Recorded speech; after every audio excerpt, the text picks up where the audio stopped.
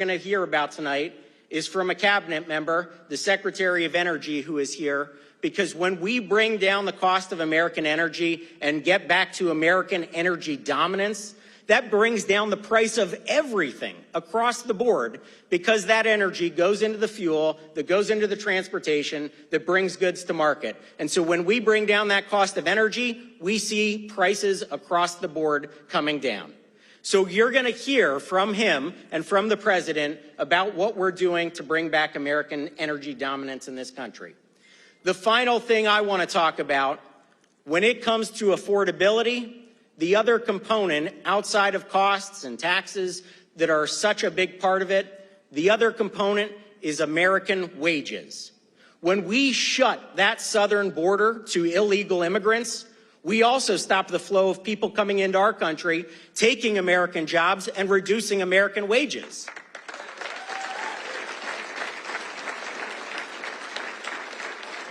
So by securing that southern border, you're going to see that you're not going to get undercut by somebody who's working under the table, not paying taxes, not having any kind of workers' compensation, nothing like that. What you're going to see is that real wages are going to rise. And when we do that, we can lift all boats in this economy. So we are going to go about doing this hard work for another year, and I am confident that all of you in this room and Americans around the world are going to see the benefits of 2 years of President Trump and a Republican House and a Republican Senate, and we are going to get reelected to get this country back on track for another 2 years.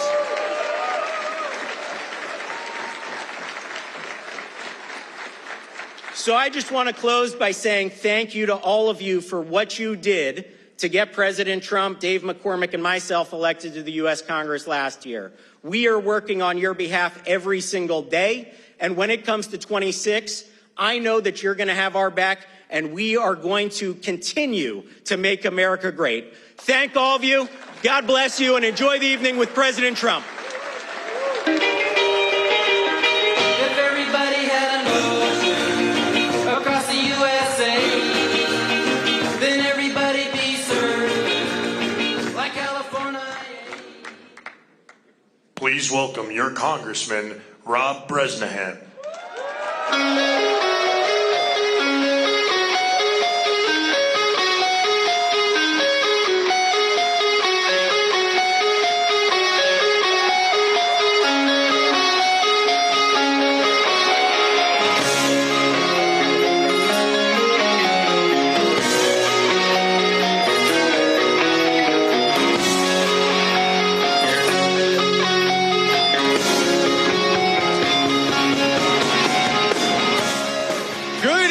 Northeastern Pennsylvania. What a great night for Northeastern Pennsylvania. It is an honor to welcome President Trump back to Northeastern Pennsylvania. Here at NEPA, we're built on hard work, strong families, and communities that take care of each other. We show up, we work, we put in the hours so our kids can have a better life.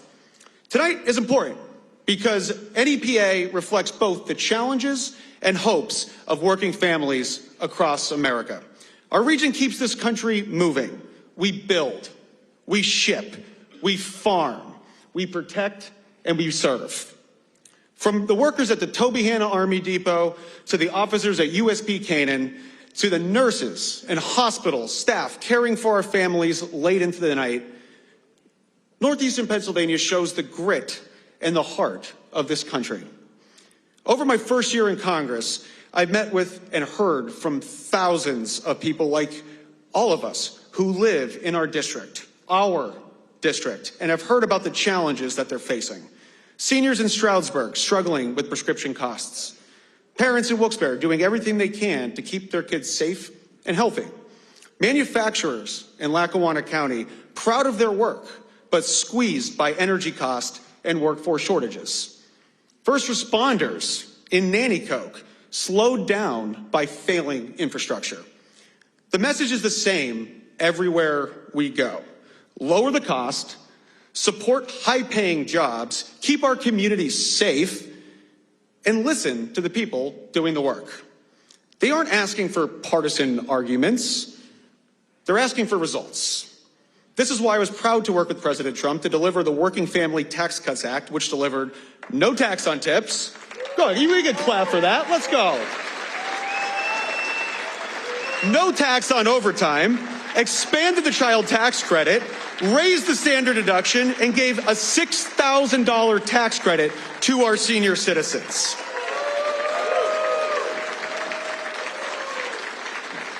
Now it's time to build on this and continue the work with the president to cut costs for working families, bring jobs back from overseas, fix our roads and bridges, ensure access to affordable and reliable health care close to home, and stand with every single veteran and military family in the United States.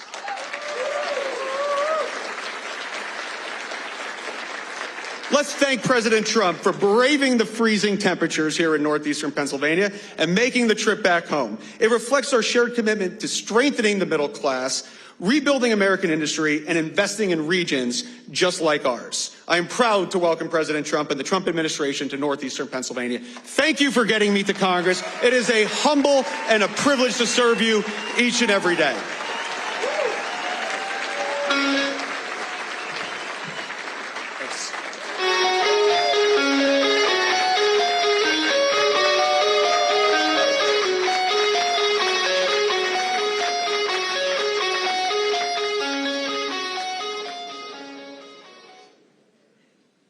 Please welcome Secretary of Energy, Chris Wright. You shake my nerves and you rattle my brain. Too much love drives a man insane. You broke my will, but what a thrill. Goodness gracious, great balls of fire. I let you love what I wanted was mine. You came along and you... Thank you for being here tonight. It's an honor to be in the great state of Pennsylvania, and particularly in Northeastern Pennsylvania. The history of this state, the anthracite coal nearby, the Titusville, the first well that started the global oil and gas industry, and today the Marcellus Shale, the greatest shale gas on the planet, are all in this great state of Pennsylvania. You help.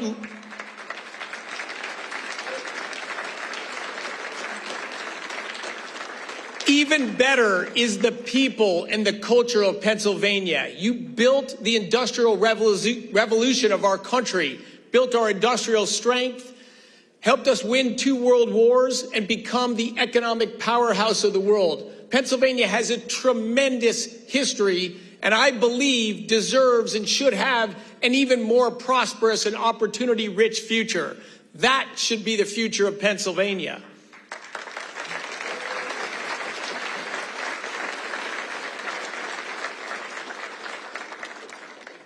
President Biden, unfortunately, launched a 4-year all-out war on energy. Every form of energy, every tool possible. He called it a war on climate change, but of course that's nonsense. 4 years of all of government war that did one thing, that drove up the price of energy, drove the largest inflation in a 4-year period in my lifetime, made life less affordable for Americans, drove jobs overseas, and weakened our nation. Thankfully, the great state of Pennsylvania and Americans all across the country elected President Trump to put an end to this destructive nonsense.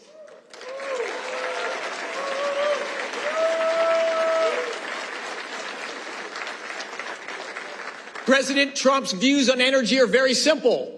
More is better. Americans better than foreign. Lower prices are better than higher prices. More jobs, more opportunity, more rising in wages. Those are better, not bad things. Those are what we're all about. 7 days a week, President Trump works to push this agenda. So what does he do? He's got to reverse everything done by President Biden. But President Biden canceled an oil pipeline connecting the U.S. and Canada that was under construction. President Trump fights every day so we can build more pipelines. So we're going to take Pennsylvania gas to New England, drive their energy prices down, and bring opportunity to get more Pennsylvania gas exported to our allies abroad. And most importantly, to bring jobs, industry, and economic opportunity right here in Pennsylvania,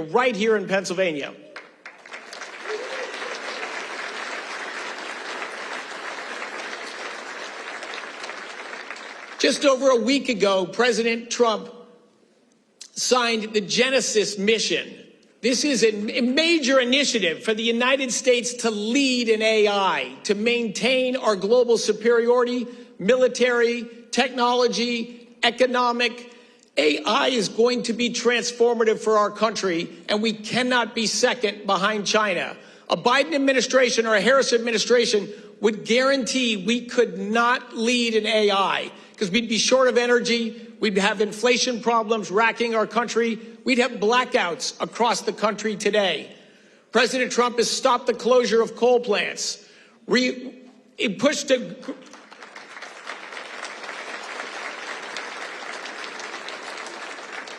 The anthracite coal from this region launched America to the country we are today. Think about that. And the Biden administration did everything they could to crush coal-generated electricity, coal mining, coal exports to the world, coal opportunity, total and destructive nonsense. Under President Trump, we have record high oil production, record high natural gas production. Soon we will start to see downward pressure on electricity prices. And let me end, yes.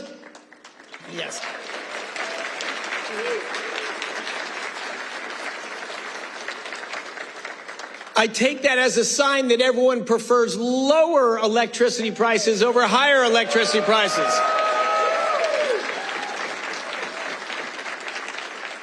This has electoral implications. If you look across the states, and as a data nerd, I do that, electricity prices in Democrat-controlled states are 75% higher than they are in Republican-led states.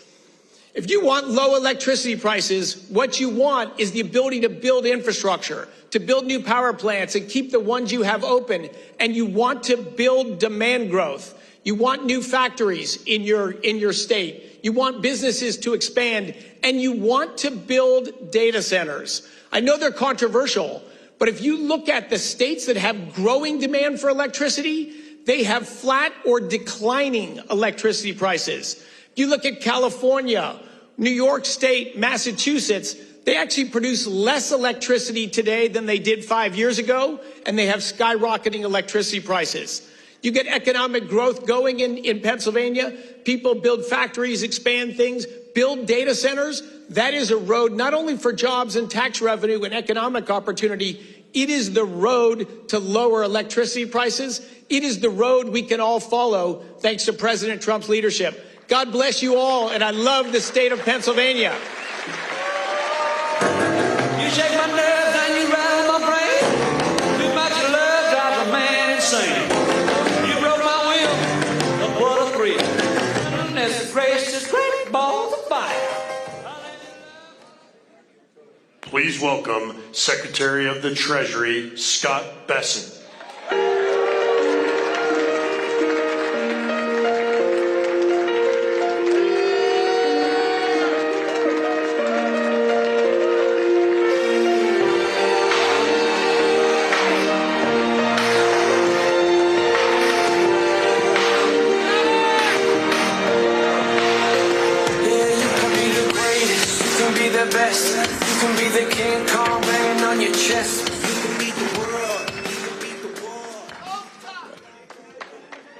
Good. And thank you all. It's good to be back in Pennsylvania. I hear Scranton is sleepy Joe Biden's hometown. But as far as I can tell, this is Trump country.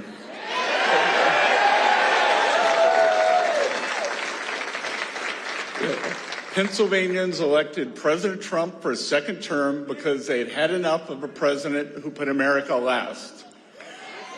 Biden and his auto pen were the chief architects of the worst inflation, Bidenflation, in a generation.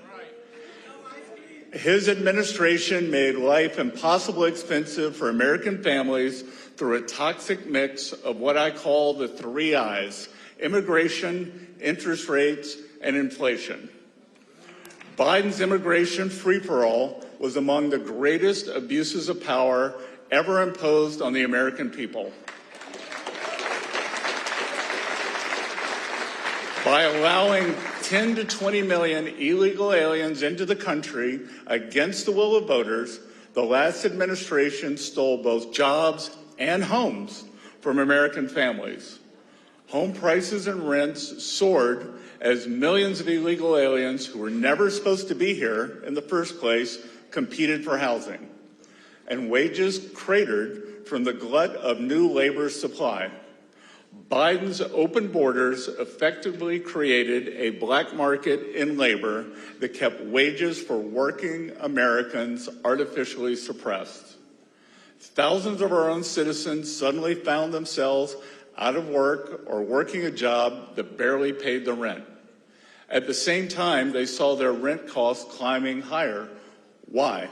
Because they now had to compete for a limited number of homes against a seemingly unlimited number of illegals. Donald Trump stood above the endless stream of illegal immigration yelling, "Stop, stop."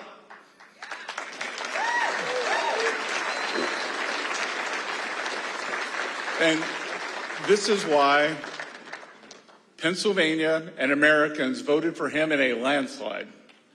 President Trump promised to secure the border and return American jobs and homes to American citizens through the largest deportation effort of the century. He has delivered on that promise in every day, every way. Common sense, simply closing the border. Our president is bringing an end to illegal wage suppression to put American workers first.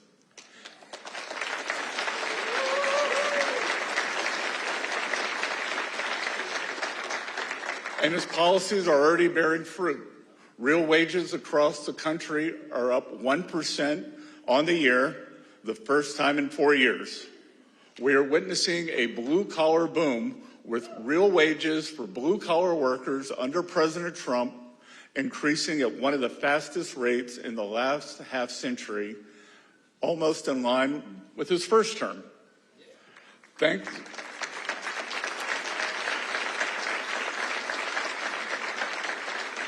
Thanks to the president's efforts to clean up illegal immigration, he is fixing high home costs as well. Rents have come down significantly. Consider that the average national price of rent has decreased 5% since the peak of Biden's immigration insanity.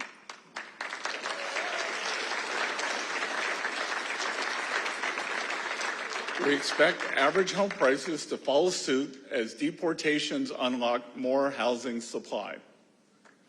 The second eye that made life unbearable for American families under Biden was interest rates, which climbed at an unprecedented rate while he was in office.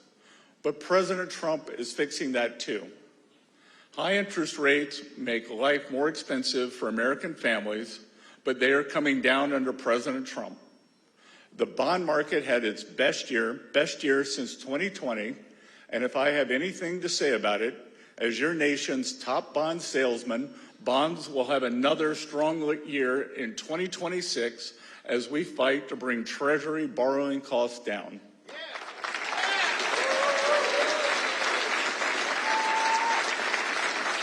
Lower Treasury borrowing costs mean lower mortgage rates, lower car payments, and lower credit card bills, which all translates to greater buying power for all Americans.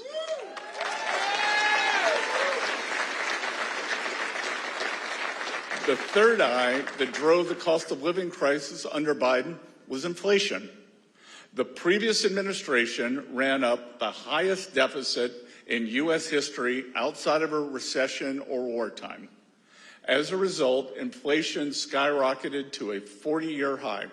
As Secretary Wright, the highest in his lifetime and my lifetime. Families watched our hard-earned savings melt away as prices of consumer goods climbed ever higher. As with immigration, the Biden administration stole from the American people through inflation. Consider that 42% of inflation under Biden was triggered by his administration's runaway deficit spending. Inflation is the ultimate stealth tax. It's the government's way of spending money it doesn't have and devaluing yours. Biden ran up America's credit card and left all of us here to foot the bill in the form of higher prices in groceries, gasoline, clothes, and other goods we depend on. This was just one more reason voters like you elected President Trump. President Trump is stamping out Bidenflation for good, and we fully expect it to roll down next year. Prices went up under Biden because his central planning policies created scarcity. Scarcity in nearly every sector of the economy, from housing and energy to credit and consumer goods. This made inflation even worse than it would have been as a result of deficit spending alone. But where Biden created scarcity, President Trump is creating abundance.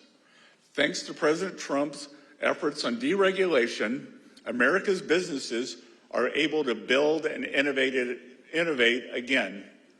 Thanks to his one big beautiful bill, Americans are taking home more of their hard-earned income as a result of no tax on tips, no tax on overtime, no tax on Social Security, and deductibility of auto loans for American-made cars. American-made cars.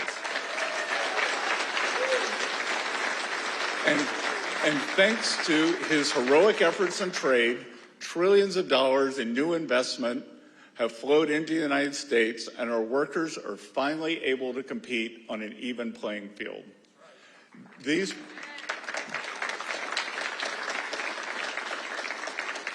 policies in combination are driving a boost in production that will lower the prices of goods for all Americans in 2026 while also creating jobs and increasing incomes.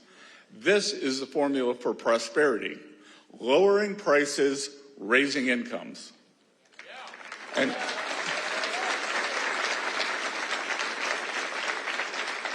every component of the Trump economic agenda is in pursuit of these twin goals.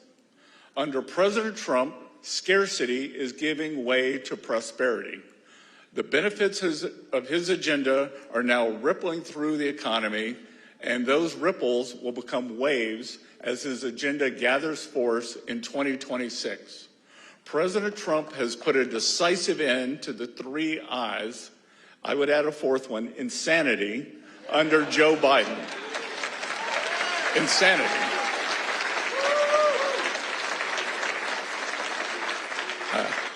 Our great president is ushering in a golden age economy by making America affordable again. We're grateful to have you with us, and I look forward to the president speaking to all of you this evening. It's great to be with you. Thank you.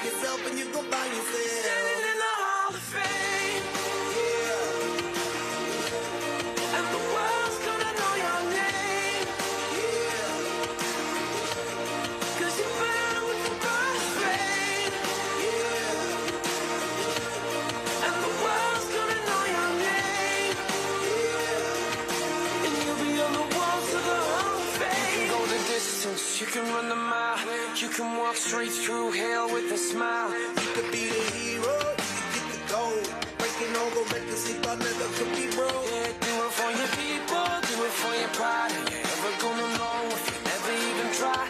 Do it for your country, do it for your name. Cause there's gonna be a day when you're standing in the Hall of Fame. Yeah. And the world's gonna know your name.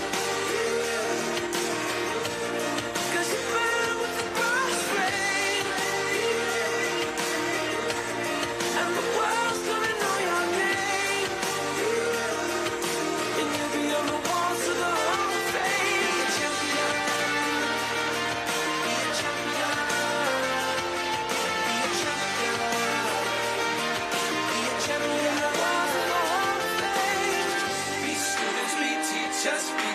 Politicians be preachers.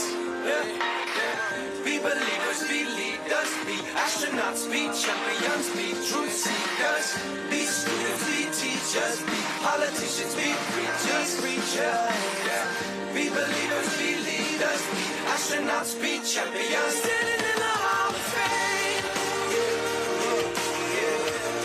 And the world's gonna know your name. 'Cause you burn with the brightest flame. And the world's gonna know your name. And every other walls of the Hall of Fame. You can be a traitor, you can be the best. You can be the chicken card hanging on your chest. You can be a general, you can be the war. You can throw your jacket hanging on the wall. You can throw your hands up, you can be the clock. You can move a mountain, you can break rocks. You can be a transcript, don't wait for luck. Dedicate your jump and your body for the standing in the Hall of Fame.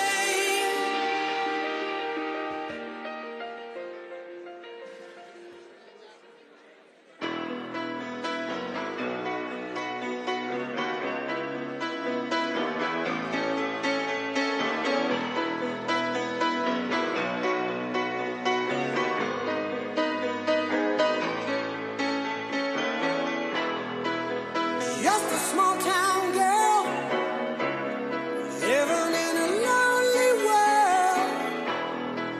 She took the midnight train going anywhere. Just a city boy, born and raised in South Detroit.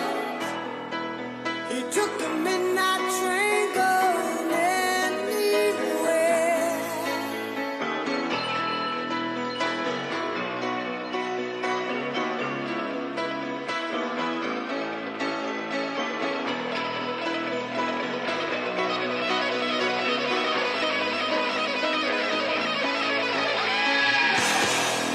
A singer in a smoky room, the smell of wine and cheap perfume.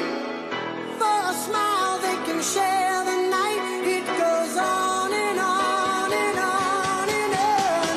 Strangers waiting up and down the boulevard. Their shadows searching in the night. Streetlights, people, living this defined devotion.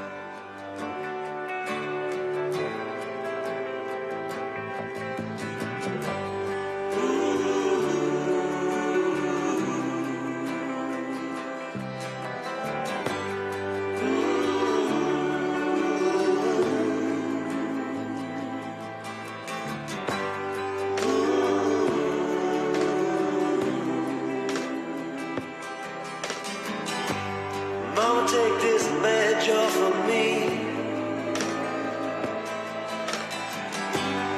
I can't use it anymore. It's getting dark, too dark to see.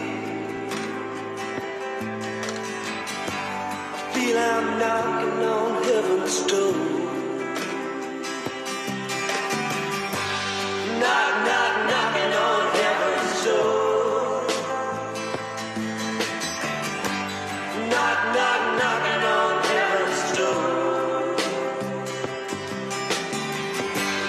Knock, knock, knocking on heaven's door. Knock, knock, knocking on heaven's door. Mama put my guns in the ground. I can't shoot them anymore. That long black cloud is coming down. I feel I'm knocking on heaven's door. Knock, knock, knocking on heaven's door. Knock, knock, knocking on heaven's door. Knock, knock, knocking on heaven's door. Knock, knock, knocking on heaven's door.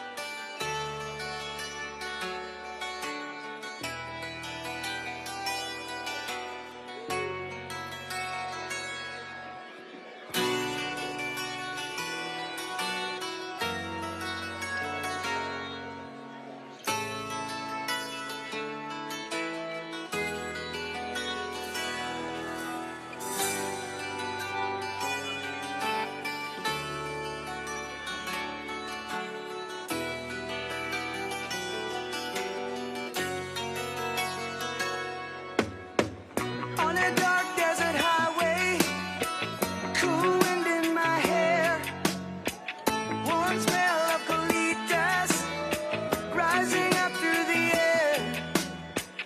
Up ahead in the distance, I saw a shimmering light. My head grew heavy and my sight grew dim. I had to stop for the night. There she stood in the doorway. Heard the mission bell. And I was thinking to myself, this could be heaven and this could be hell. Then she lit up a candle and she showed me the way. There were voices down the corridor. I thought I heard them say, welcome to the Hotel California.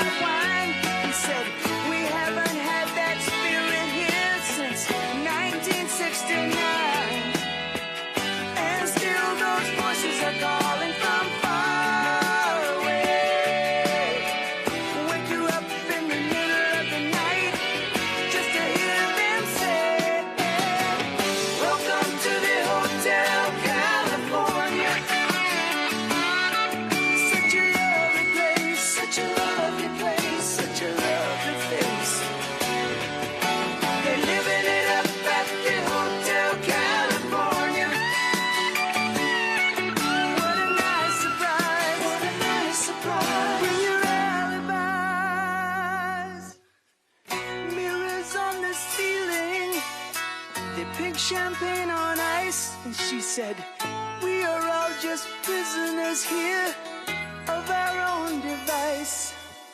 And in the master's chambers, they gathered for the feast. They stab it with their steely knives, but they just can't kill the beast. Last thing I remember, I was running for the door.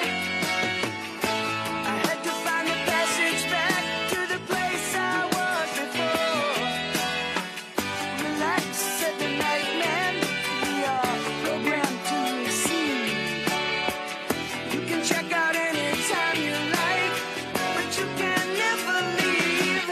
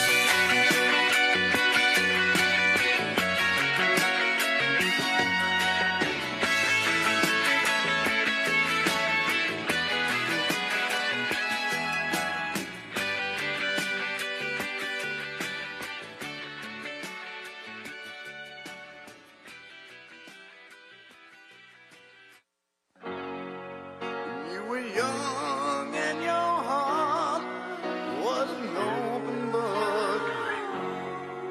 You used to say, live and let live. Thought if this ever-changing world in which we live in makes you give in and cry, say, live and let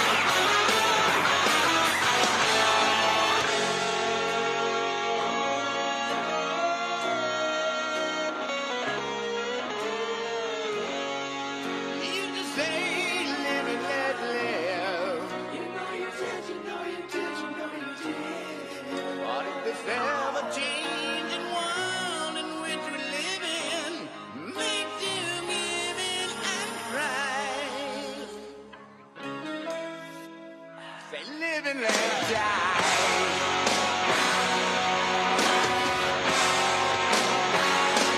Living like die.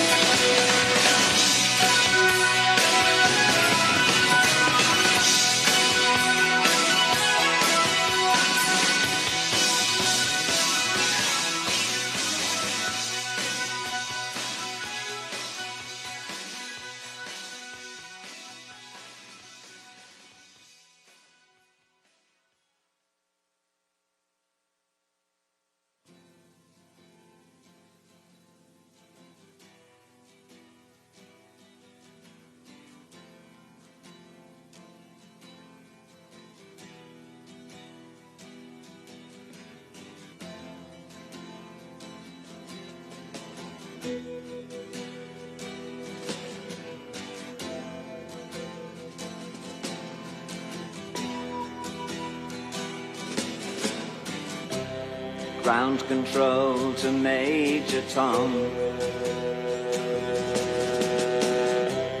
Ground control to Major Tom. Take your protein pills and put your helmet on. 10. Ground control to Major Tom. 8, 7, 6. Commencing countdown, engines on. 3, 2. Check ignition and may God's love be with you.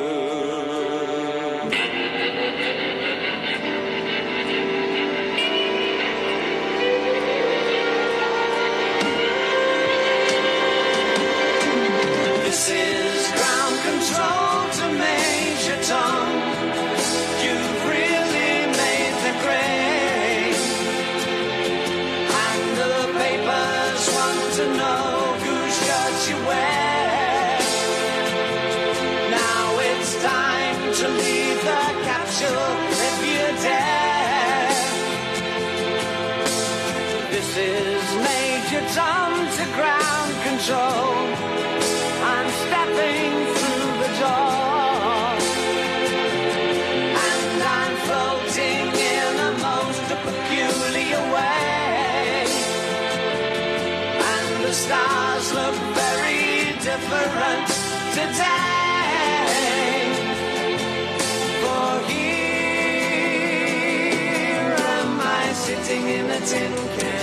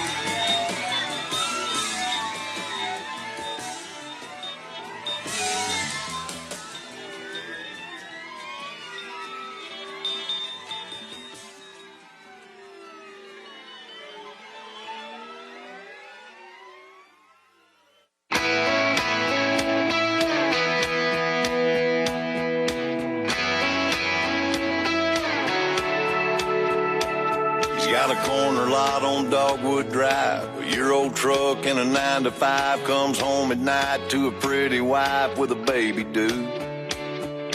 He'll sleep in on Saturday, cut the grass if it don't rain. After church, he'll watch the game and have a beer or two. He'll stand up when he hears the anthem, and that won't ever change. He's still a soldier. His blood runs red, white, and blue. He put away his gun and boots, but he still believes the American dream. To his last breath, he'll always be a soldier. He's still a soldier. He's on his couch for the news at 10. He'll see those places that he's been, and when a brother falls, there's a part of him that does too. And if they call and needed him back, oh, he'd be on that plane. He's still a soldier. His blood runs red, white, and blue. He put away his gun and boots, but he still believes the American dream. To his last breath, he'll always be a soldier.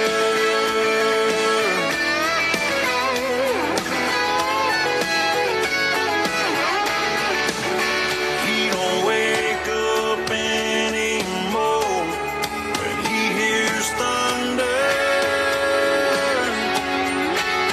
Oh, but even if he lives to be 100, he'll still be a soldier. He's still a soldier. He's put away his gun and boots, but he still believes the American dream. Till his last breath, he'll always be a soldier. He's still a soldier. He's still a soldier.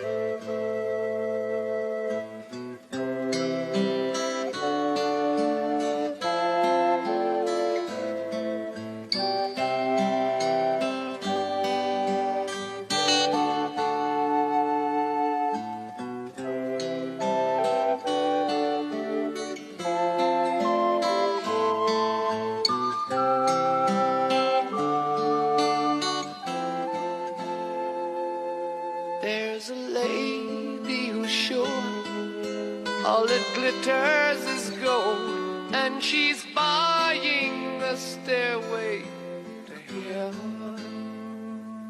When she gets there, she knows if the stores are all closed, with a word she can get what she came for. Ooh, and she's buying a stairway to heaven. There's a sign on the wall, but she wants to be sure, 'cause you know sometimes words have two meanings. In a tree by the brook, there's a songbird who sings. Sometimes all of our thoughts are misgiven.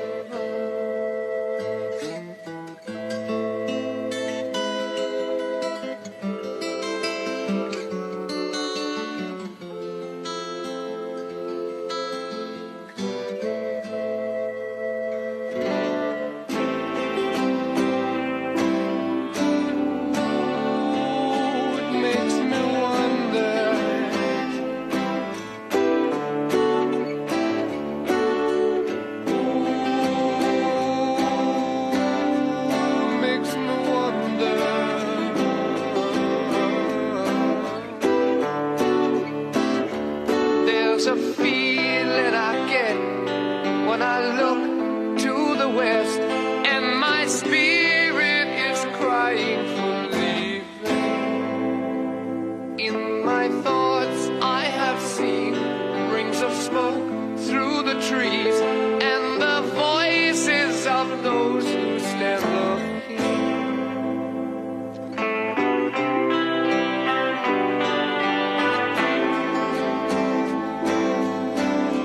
Makes me wonder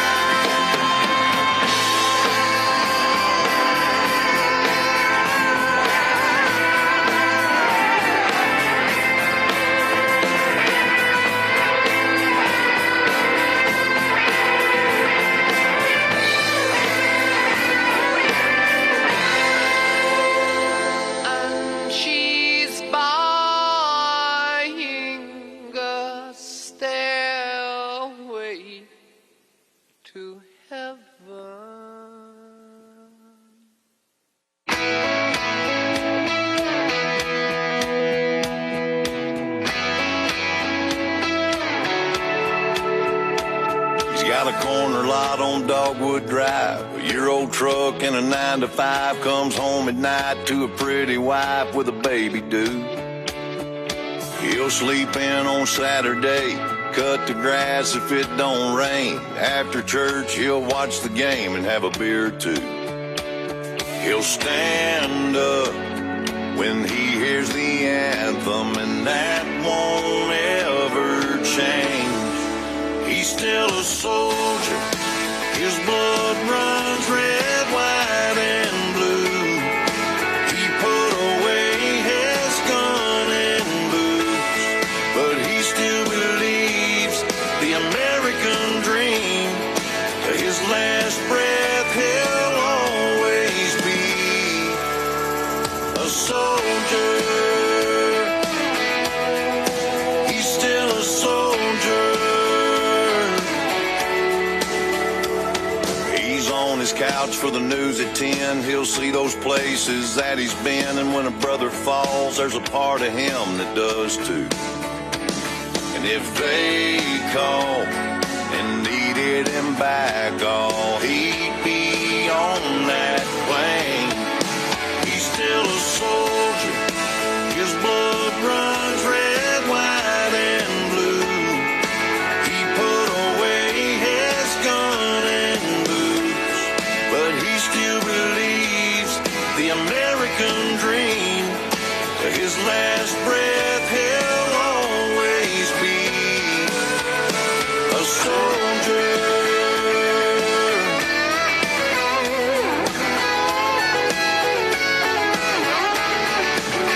He don't wake up anymore when he hears thunder.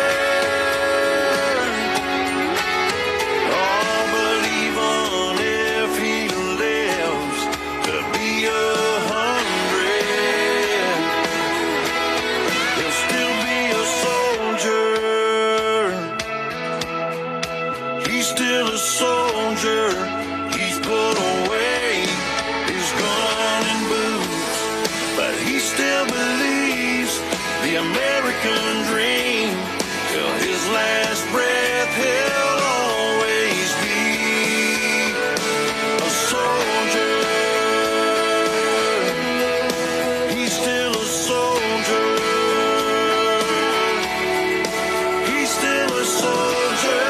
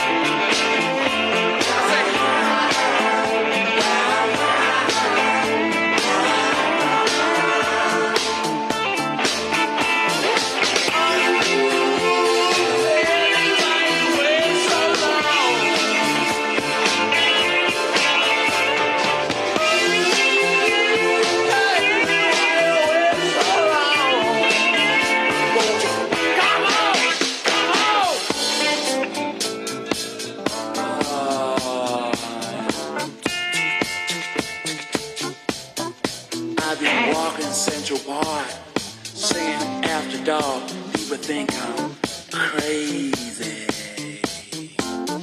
Stopping on my feet, shuffling to the street, asking people, what's the matter with you, boy? Sometimes I want to say to myself, sometimes I say,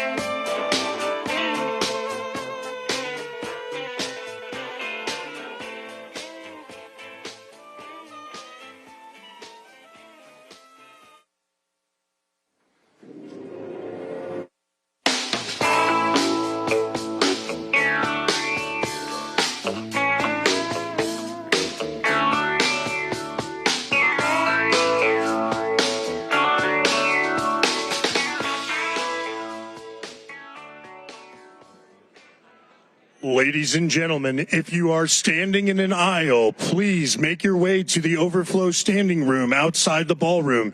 You cannot be standing in an aisle. You must have a seat or standing on the walls. Thank you very much. Yeah.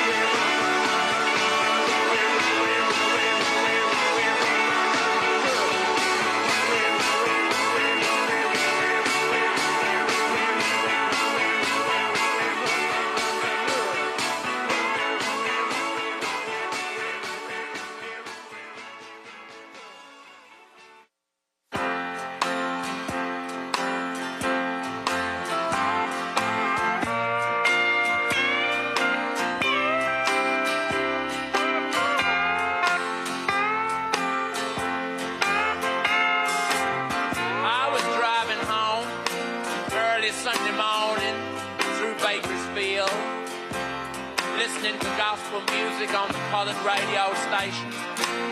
And the preacher said, you know, you always have the Lord by your side. And I was so pleased to be informed of this that I ran 20 red lights in his honor. Thank you, Jesus. Thank you, Lord.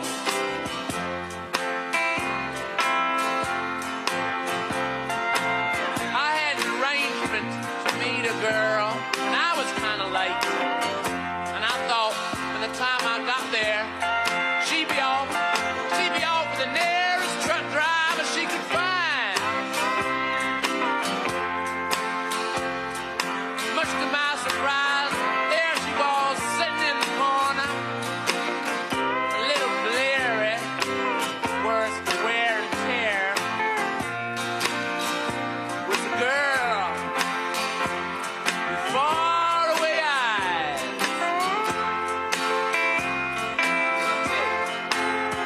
So if you're down on your luck and you can't harmonize, find a girl with faraway eyes.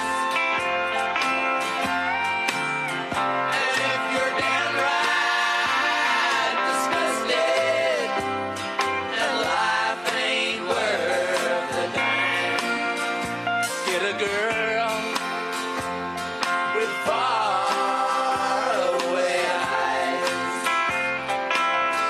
Well,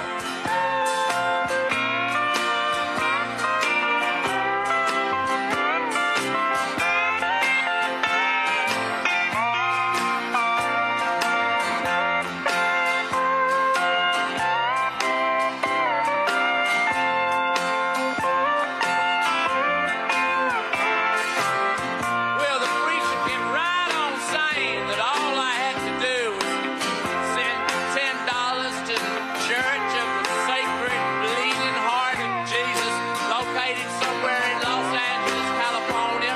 And next week they'd say my prayer on the radio, and all my dreams would come true. So I did. Next week, I got a prayer for the girl. Well, you know what kind of eyes she got. Well, I'll tell you.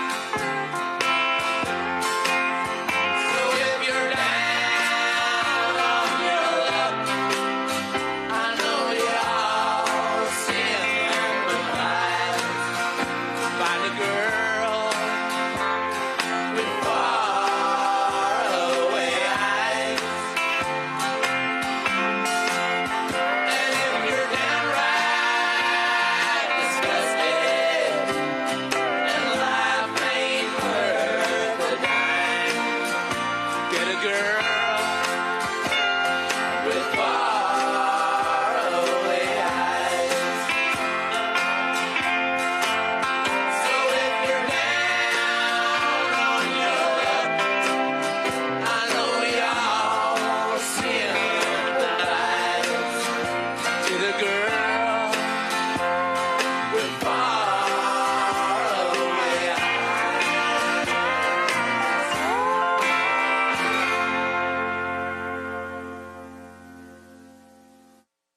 She packed my bags last night, pre-flight,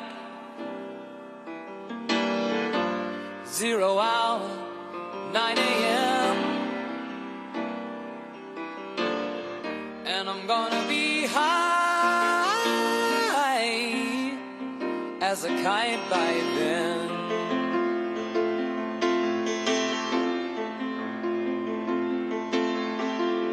I miss the earth so much, I miss my wife.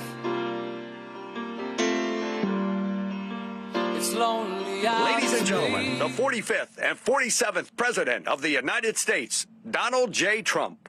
And I'm proud to be an American, where at least I know I'm free. And I won't forget the men who died, who gave that right to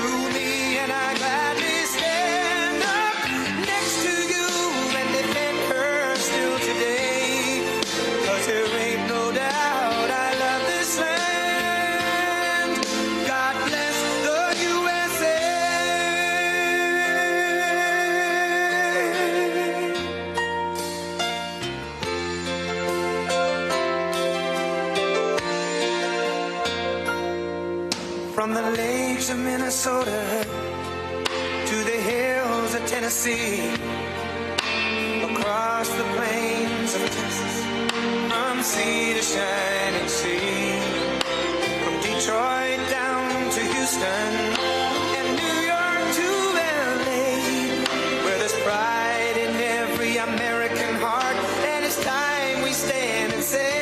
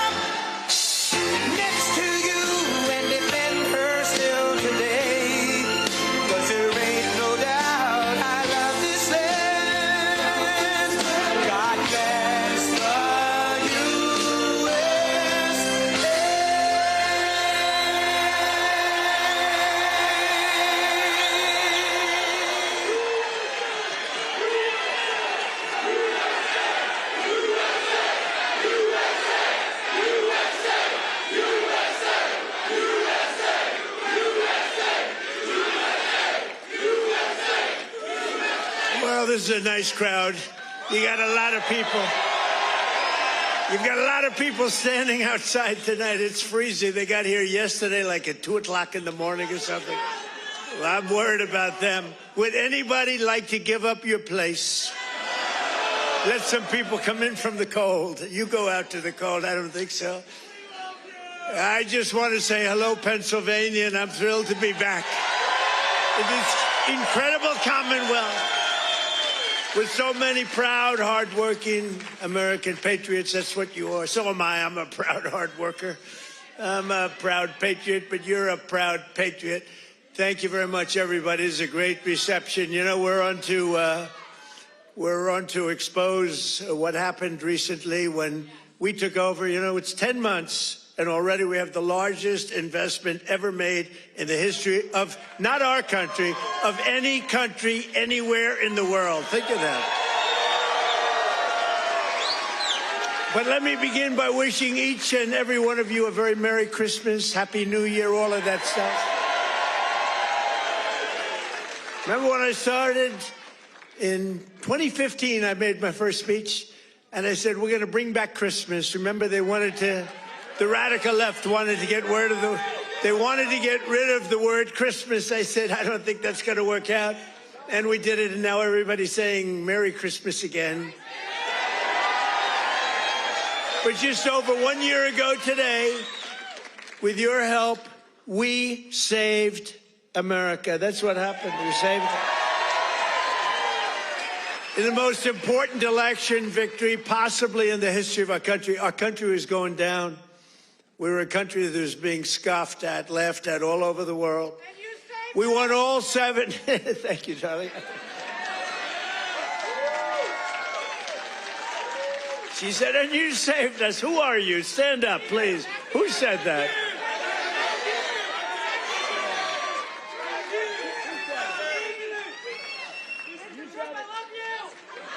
I love her.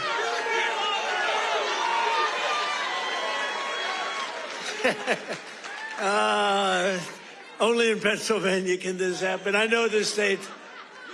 By the way, last election, did we kick ass? We won. That means we won 3 times in a row, as you know. But we won all 7 swing states. We won the Electoral College, 312 to 226. We won, and by the way, the real vote was much more than this, but we wanted to make it too big to rig.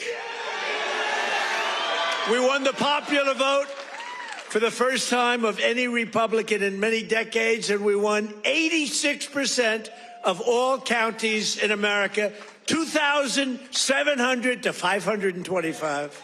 That's good. We did it. Not me, we did it. And now, after just 10 months in office, I'm pleased to report that America is winning again, Pennsylvania is prospering again, and I will not rest until this Commonwealth is wealthier and stronger than ever before.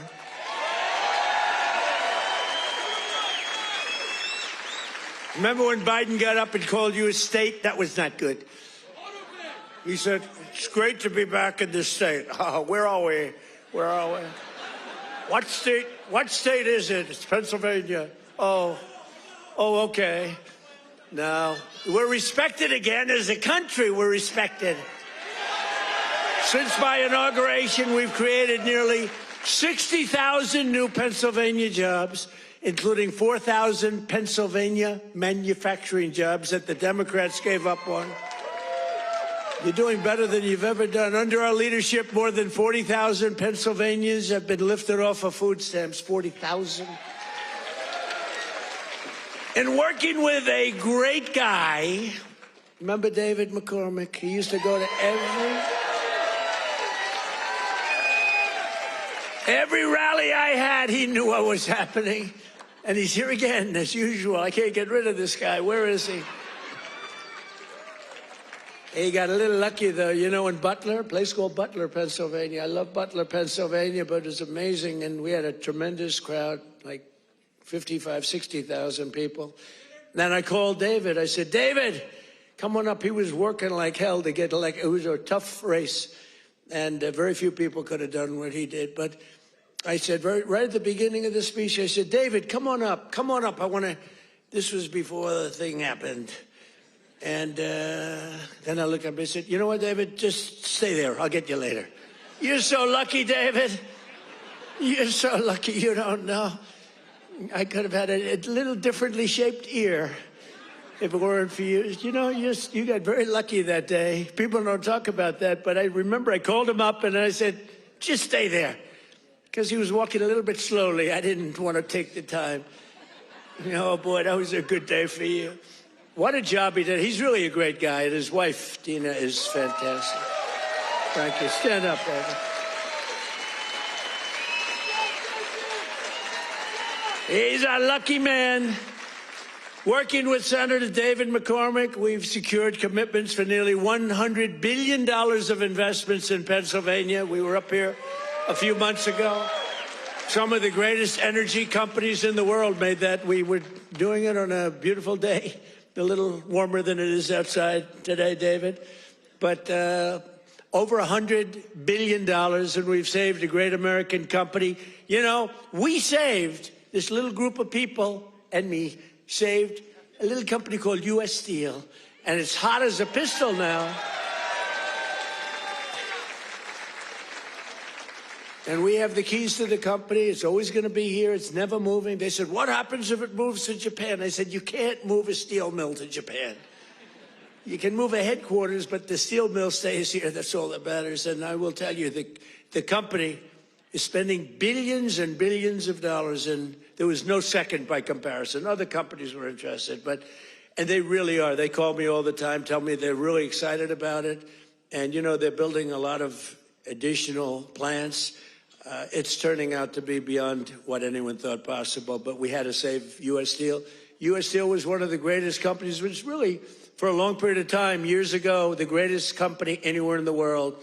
U.S. Steel was, you see it with the big factories that were, 2 years ago. Now it's starting to fill up. The tariffs have filled it up because people are coming here. Other steel companies are coming to Pennsylvania now because they don't want to spend 100%, 50%, 25% on tariffs. They're all coming in. It's amazing. You know, the word, remember when I said tariff? My favorite word is tariff. True. But then I got a lot of heat from the fake news. Look at all of them back there.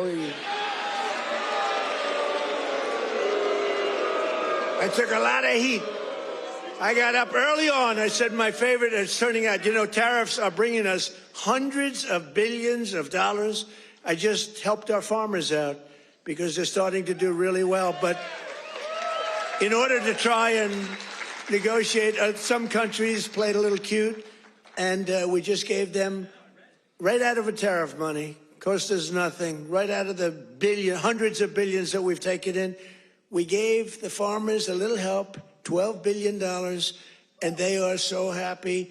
And all they want is a level playing field, and now it's happening. And the tariffs are making them rich. It's going to be, you're going to see what happens over the next 2 years. It's like a miracle is taking place. But we've taken in hundreds of billions of dollars, really trillions. Scott, we have the great Scott Bessent. Scott, stand up.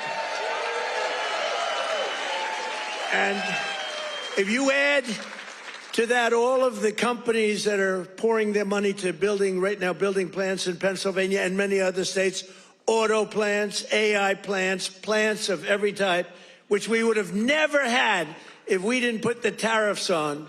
Did you see where Europe now is saying, I think we got to start doing what Trump is doing. We've got to start putting on tariffs because we're getting our asses kicked, and it's true.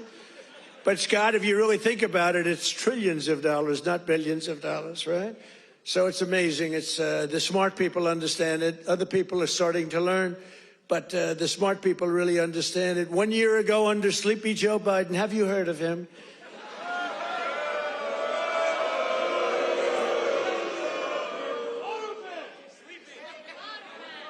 You know, okay, look, the King of Saudi Arabia told me this. He said, sir, 1 year ago, I was in Saudi Arabia. Somebody complained that I was making a foreign trip.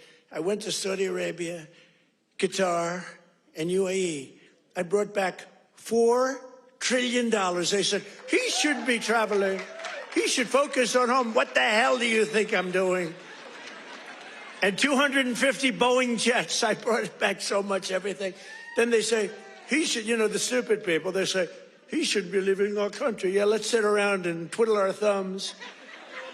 It's, no, it's sort of crazy, right? But 1 year ago, the King of Saudi Arabia said it. He said, sir, 1 year ago, you were a dead country. Dead. They were focusing on China. They were looking for, you know, who's next on line, frankly. And he's a good man. And the Emir of Qatar said it. UAE said it. The big company, the big, smart country said it. We were a dead country 1 year ago. We were dead as a doornail. We were going down the tubes. And now we're the hottest country anywhere in the world. There's nobody close. Yeah.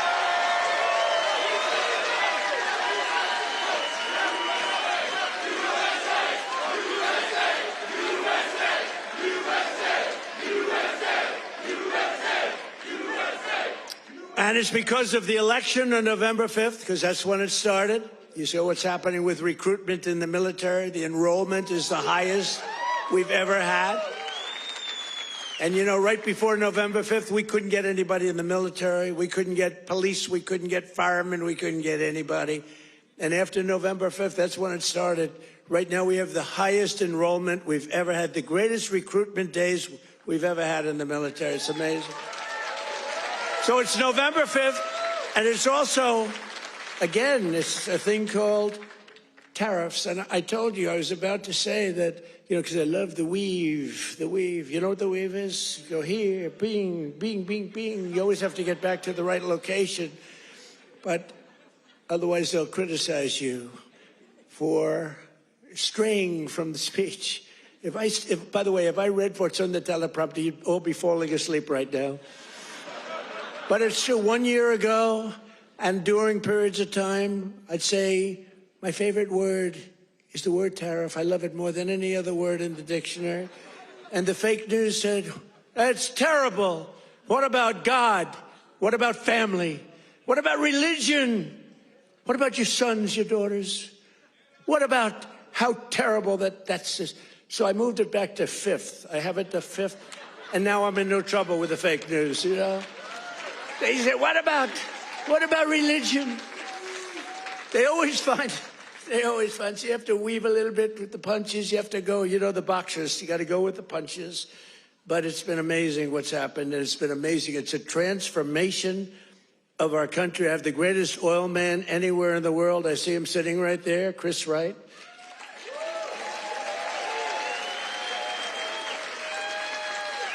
I was going to put a man, Doug Burgum, he's great. He's interior. And I said, Doug, I want you to go to energy. You're really fantastic at energy. Came from North Dakota.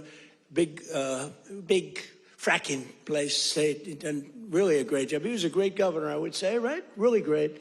And a great person. He's doing a fantastic job. I said, I want you to head up energy, sir. I'd be good, but I'll tell you, there's one man out there in the whole world. There's one man out there who would be better than me. Who is it? A man named Chris Wright. Who the hell is Chris Wright? Give me a break. I never heard of the guy. Well, you never heard. He's the biggest there is. He's the smartest there is. The greatest oil man in the world. Chris Wright. I said, I got to see this guy. And after about 2 minutes, I understood exactly what Doug was saying. So I said, okay, Doug, you'll go to Interior. You work with, because interestingly, Interior owns all the land that has the oil. And he has all the expertise that drills the oil. And I said, you know, we'll do a friendly merger here. This is pretty good.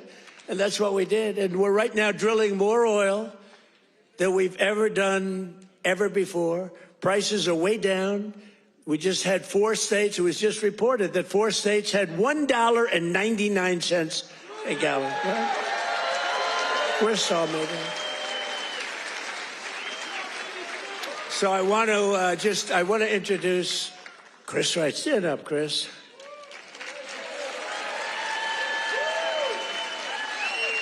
Who would think, you look at him, he's a nice looking guy and all that. Who would think he's rated, I mean, he's the most talented oil guy. He can put his nose on the ground and tell you whether or not there's oil.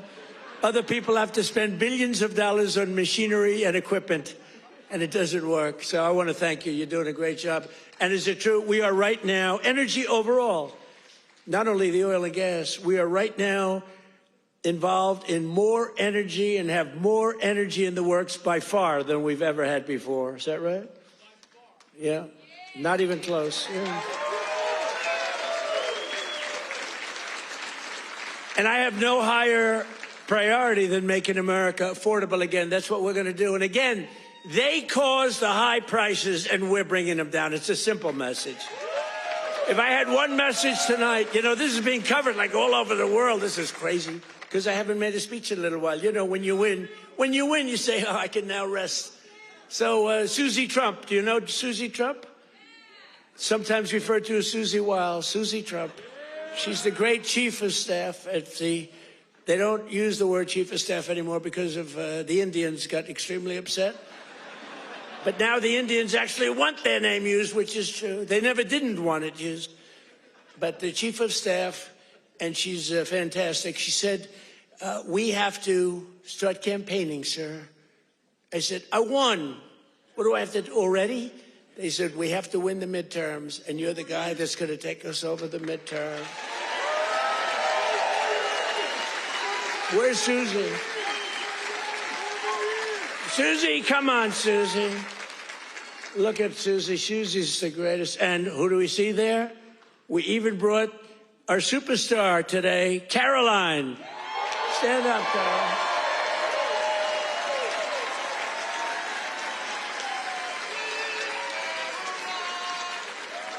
Isn't she great? Is Caroline great? You know, when she goes on television, Fox, like, I mean, they dominate. They dominate when she gets up there with that beautiful face and those lips that don't stop, up, like a little machine gun. She's got no fear. You know why she has no fear? Because we have the right policy. We don't have men in women's sports. We don't have to sell men in women's sports. We don't have to sell transgender to everybody. We don't have to sell open borders where the whole world is allowed to come into our country from prisons and everywhere else. So she's got a little bit easier job. I wouldn't want to be the other side's press secretary, right? Thanks, Carolyn. Great job. We appreciate it. But that's our message. They gave you high prices. They gave you the highest inflation in history, and we're bringing those prices down rapidly. Lower prices, bigger paychecks. You're getting lower prices, bigger paychecks. We're getting inflation. We're crushing it. And you're getting much higher wages. I mean, the only thing that's really going up big, it's called the stock market and your 401ks. It's going up. But I say, you know, and I said it the other day, and a lot of people misinterpret it. They say, oh, he doesn't realize prices are high. Prices are coming down very substantially. But they have a new word. You know, they always have a hoax. The new word is affordability. So they look at the camera and they say, this election is all about affordability. Now, they never talk about it. They never talk. Thank you very much. They say I'm not allowed to run. I don't know what the hell that's all about, but that's okay. He said 4 more years. You see the new hat? We have 4 more years. 2028. We have all sorts of hats.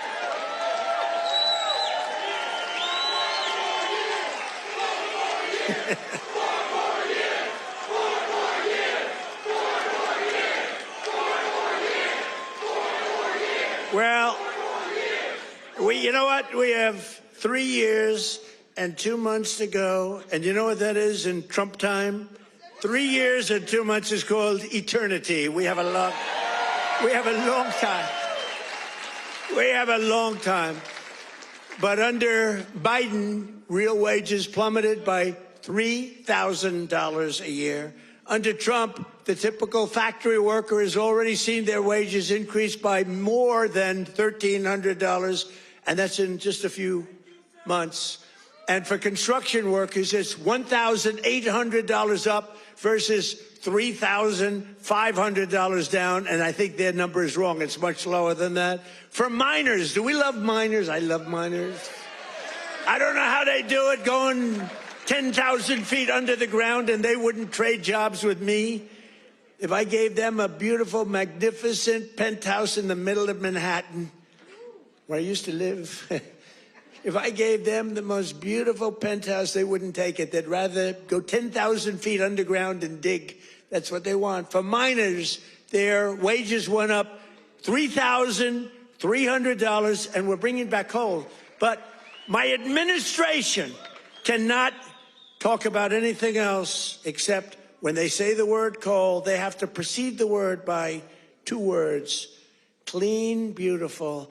So we only call coal clean, beautiful coal. Is that right, fellas? Because coal needs a little public relations help. It's a very powerful fuel. It's used by China. You know, China makes all our windmills, but they don't have any wind farms. It's a little interesting, isn't it? Wind is the worst. That's a scam.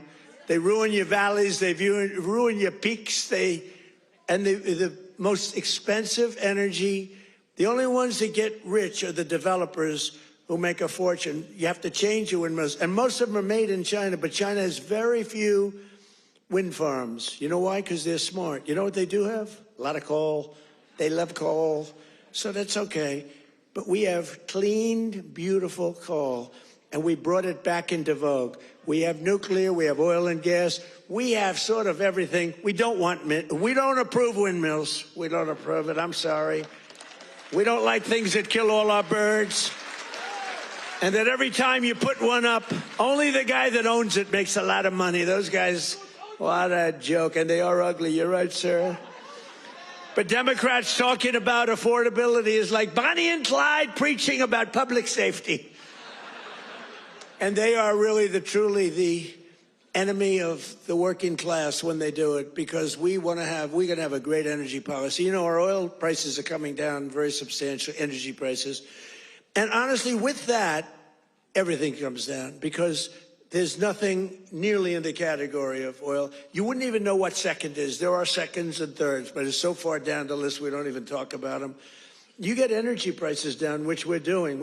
Again, the greatest amount of drilling, the greatest amount of fuel being produced right now in our country than ever before, by far. It's not even a contest. And when that happens, those prices come down. That's why you're seeing oil per barrel coming down nicely, very nicely. We don't want to go so rapidly because we want the people that produce it to keep producing it, but they're doing good. But it's amazing. But when energy comes down, your other prices come down too, all of your prices. And that's exactly, we inherited the highest prices ever, and we're bringing them down. We inherited the worst inflation in the history of our country. Think of that. And we're bringing them down rapidly. Their entire agenda is about robbing working people to fund their far-left cronies and give lavish benefits to foreign migrants and illegal aliens. You can't do it. Look, we all have a heart. We don't like what's happening. But, you know, when they allow them to come in, we have a border that, by the way, they don't talk about the border. Why don't you talk about the border anymore? The border is, for months, it's closed. Actually, their people, because they're radical left, their people, radical left, they rate the border and everything. You know how many people came into the border over the last 7 months? You know what it is? Zero. Zero.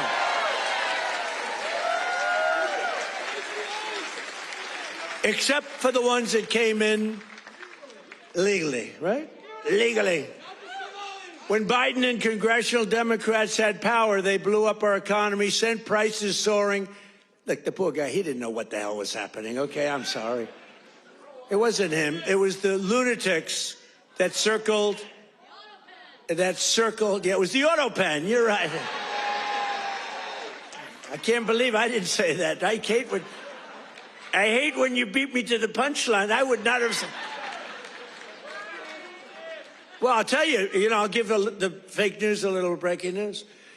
So I believe, and I may be correct, but we're checking this. We have a bad head of the Fed. We're going to be making a change. Fortunately, this guy's out. But we have 4 members appointed by Sleepy Joe Biden. Which is better, Sleepy Joe or Crooked Joe?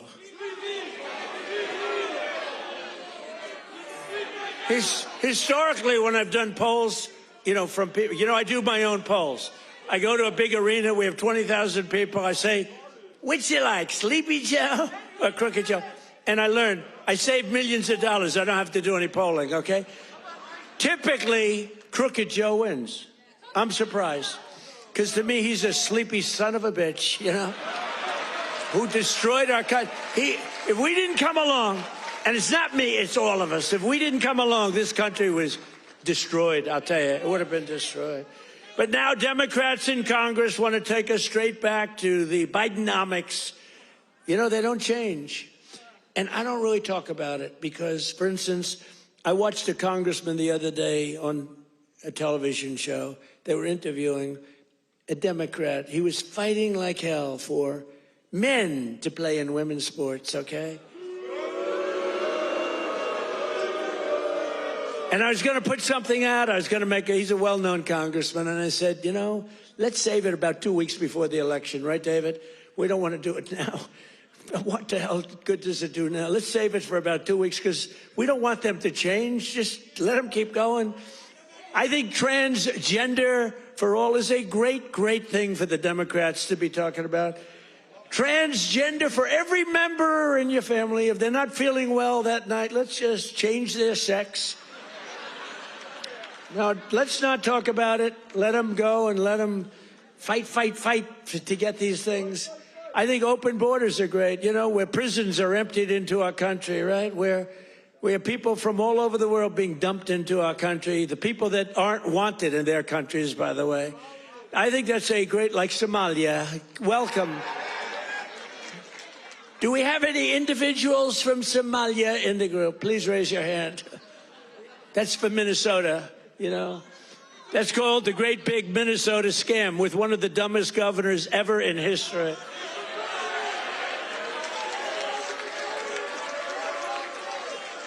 I love this Ilan Omar, whatever the hell her name is, with the little turban. I love her. She comes in, does nothing but bitch. She's always complaining. She comes from a country where, it's considered about the worst country in the world, right? They have no military, they have no nothing, they have no parliament. They don't know what the hell the word parliament means. They have nothing, they have no police. They police themselves, they kill each other all the time. I love it. She comes to our country, and she's always complaining about, the Constitution allows me to do this. We ought to get her the hell out. She married her brother in order to get in, right? She married her brother.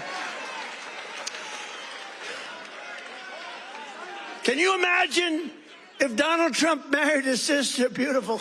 She's a beautiful person. If I married my sister to get my citizenship, do you think I'd last for about 2 hours, or would it be something less than that? She married her brother to get in. Therefore, she's here illegally. She should get the hell out. Throw her the hell out. She does nothing but complain.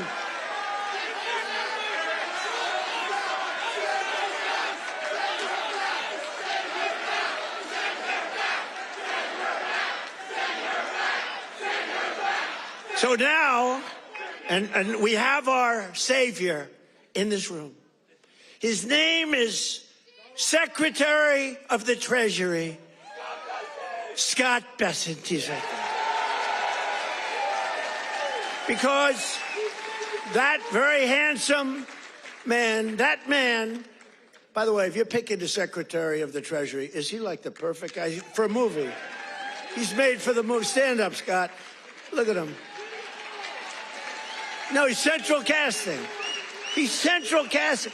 But you don't, under that beautiful exterior is a killer. And here's what happened. He is in charge of the investigation of Somalia and the billions of dollars they have robbed from Minnesota, right? I hope you do your job. I hope you're not one of these Republicans where something comes up and they don't do what they should do because they're nicer people. You know, they're much nicer people than the Democrats, but Scott's actually not a nice person at all. So, Scott, you're in charge of that investigation? Okay, I'm not interfering at all. I'm just saying, please do a good job, honest and fair, right? Honest and fair.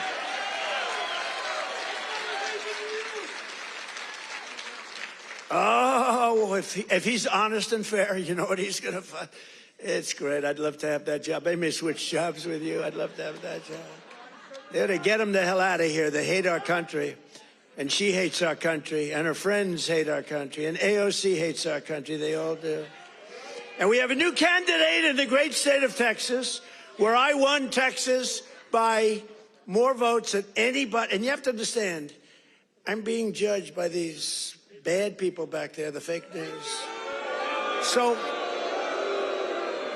anything I say that's slightly off, I get like headlines. Donald Trump exaggerated, or Donald Trump lied. They give me Pinocchios, Washington Post, a Pinocchio. They lie every day. They give me a Pinocchio. But think of this. If I make even the slightest mistake, what they do is they go after me. Everything I say is correct. We have now a new candidate. I won Texas by the largest vote in the history of Texas 3 times, okay? I love Texas. Just like I love Pennsylvania, the Commonwealth of Pennsylvania. Just like I love, honestly, every one of our states. I love all of our states. We've done so well. I love all of our states. What? By the way, is this a different country now than we had a year and a half ago? Right? What a difference. Crime is way down, despite the fact that we have many, bad people entered our country. Many of them are being taken out. Ultimately, they're all being taken out. Washington, D.C., we had a tragic incident, as you know, with the 2 incredible people. What a terrible thing that was just 2 weeks ago, right?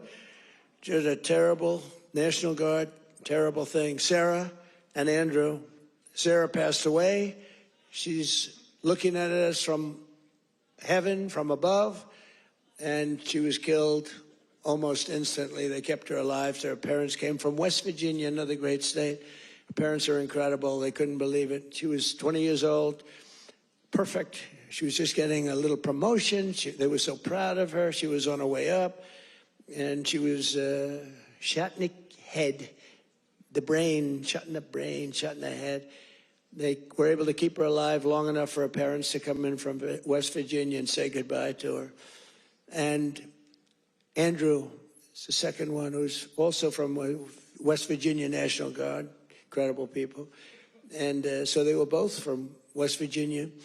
And his mother's named Monica. And Monica's the most positive person I've ever seen. The night that he was so badly hit and the doctors gave him almost no chance, I called their hospital room and spoke to her. And she said, sir, he'll be fine. Oh, no, I'm telling you, he's going to, I'm praying. The whole country is praying. Sir, I'm telling you, don't worry about it. He's going to be fine. This is the mother talking to me. And the father's like devastated. He's an incredible guy too, both. And I went and invited them to the Oval Office, and they came in. She said, sir, he's fine. It was amazing, actually. And today, Monica, she said, we're all praying, and I'm praying. And then she called to say, sir, he moved his finger today. This is like 3 days later. He moved his finger. And today I got a call that he got up from bed. Do you believe that? He got up. He got up.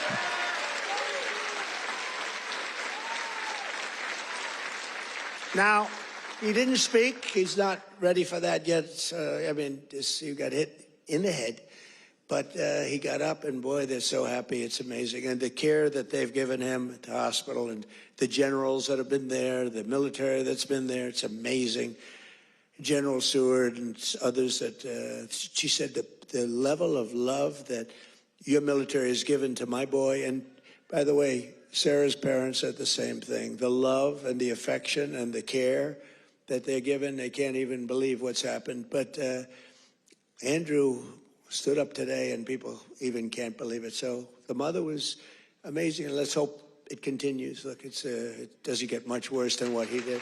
Let's hope it continues. But that's an act of terrorism. This is a guy came from Washington, state of Washington, came across the country, and he wanted to kill people with the uniform. A whack job. Isn't it crazy? Think of it. He was also very badly injured. And they're fighting to save his life so that we can give him the death penalty. How crazy is that, right? They're fighting to save his life so that we can give him the death penalty. That's the way it really should work, right? The doctors have to do their job, and then the lawyers have to do their job. But it's an amazing country. Actually, Andrew's father said that. He said, they're fighting for him. I hope they save him, sir, because I hope he has to understand what he did, how bad it is. And he's going to, I think he will be saved, actually. It looks like they will save him. He wasn't as badly hurt as Sarah or Andrew, but isn't it an amazing thing? They're working so hard to save his life, and we're going to put him up for the death penalty. Amazing, huh? Only in America. That's only in America. You know, in one way, there's something beautiful about it. In another way, it's a little crazy, right? In my first term, we built the greatest economy in the history of the world. You know that. We had the greatest economy in history, even with the COVID. COVID came, and it really hurt the world. It was a gift from China, but China got hurt very badly, too. We're getting along with China. They're buying a lot of our soybeans. Keep buying those soybeans there. You know, you heard all about magnets and rare earth. They were great. I met with President Xi. Scott was with me, and we had a whole group. Marco was there, and Chris was there. We were all there, and we made incredible deals with China. We're getting along. Getting along is a good thing. You know, getting along is a good thing, not a bad thing. It's a smart thing, and they're buying literally trillions of dollars worth of our products and all of that. And we had a very good meeting. Remember, the whole world was going to shut down over rare earth. That was 2 months ago, and that worked out very well. It all works out well. If you have a smart president, it works out well. If you have a dummy, it doesn't work out. But we had a great economy. We had the greatest economy in our country's history, but we had what's called the greatest economy. This is the first term, probably ever, of any country. Now, in addition to that, we rebuilt our military. We got the biggest tax cuts ever. We got the biggest regulation cuts ever. We had the best job numbers. We had a great first term. Or frankly, to be honest with you, I wouldn't be standing here. Because if I had a bad first term, you know, you might say, I like him. He's really good. But we had a lousy first term. You're not going to vote. You voted for me because we had a great, despite all of the Russia bullshit, despite all of the impeachments, you know, think of it. The impeachments, all of the crap we had to go through with these crooked Democrats. They're crooked as you could be. They're bad people. They're sick people. But despite all of that, we had an amazing first term. Our second term is blowing it away. It's blowing it away. So we're doing it again, but bigger, better, and stronger than ever before.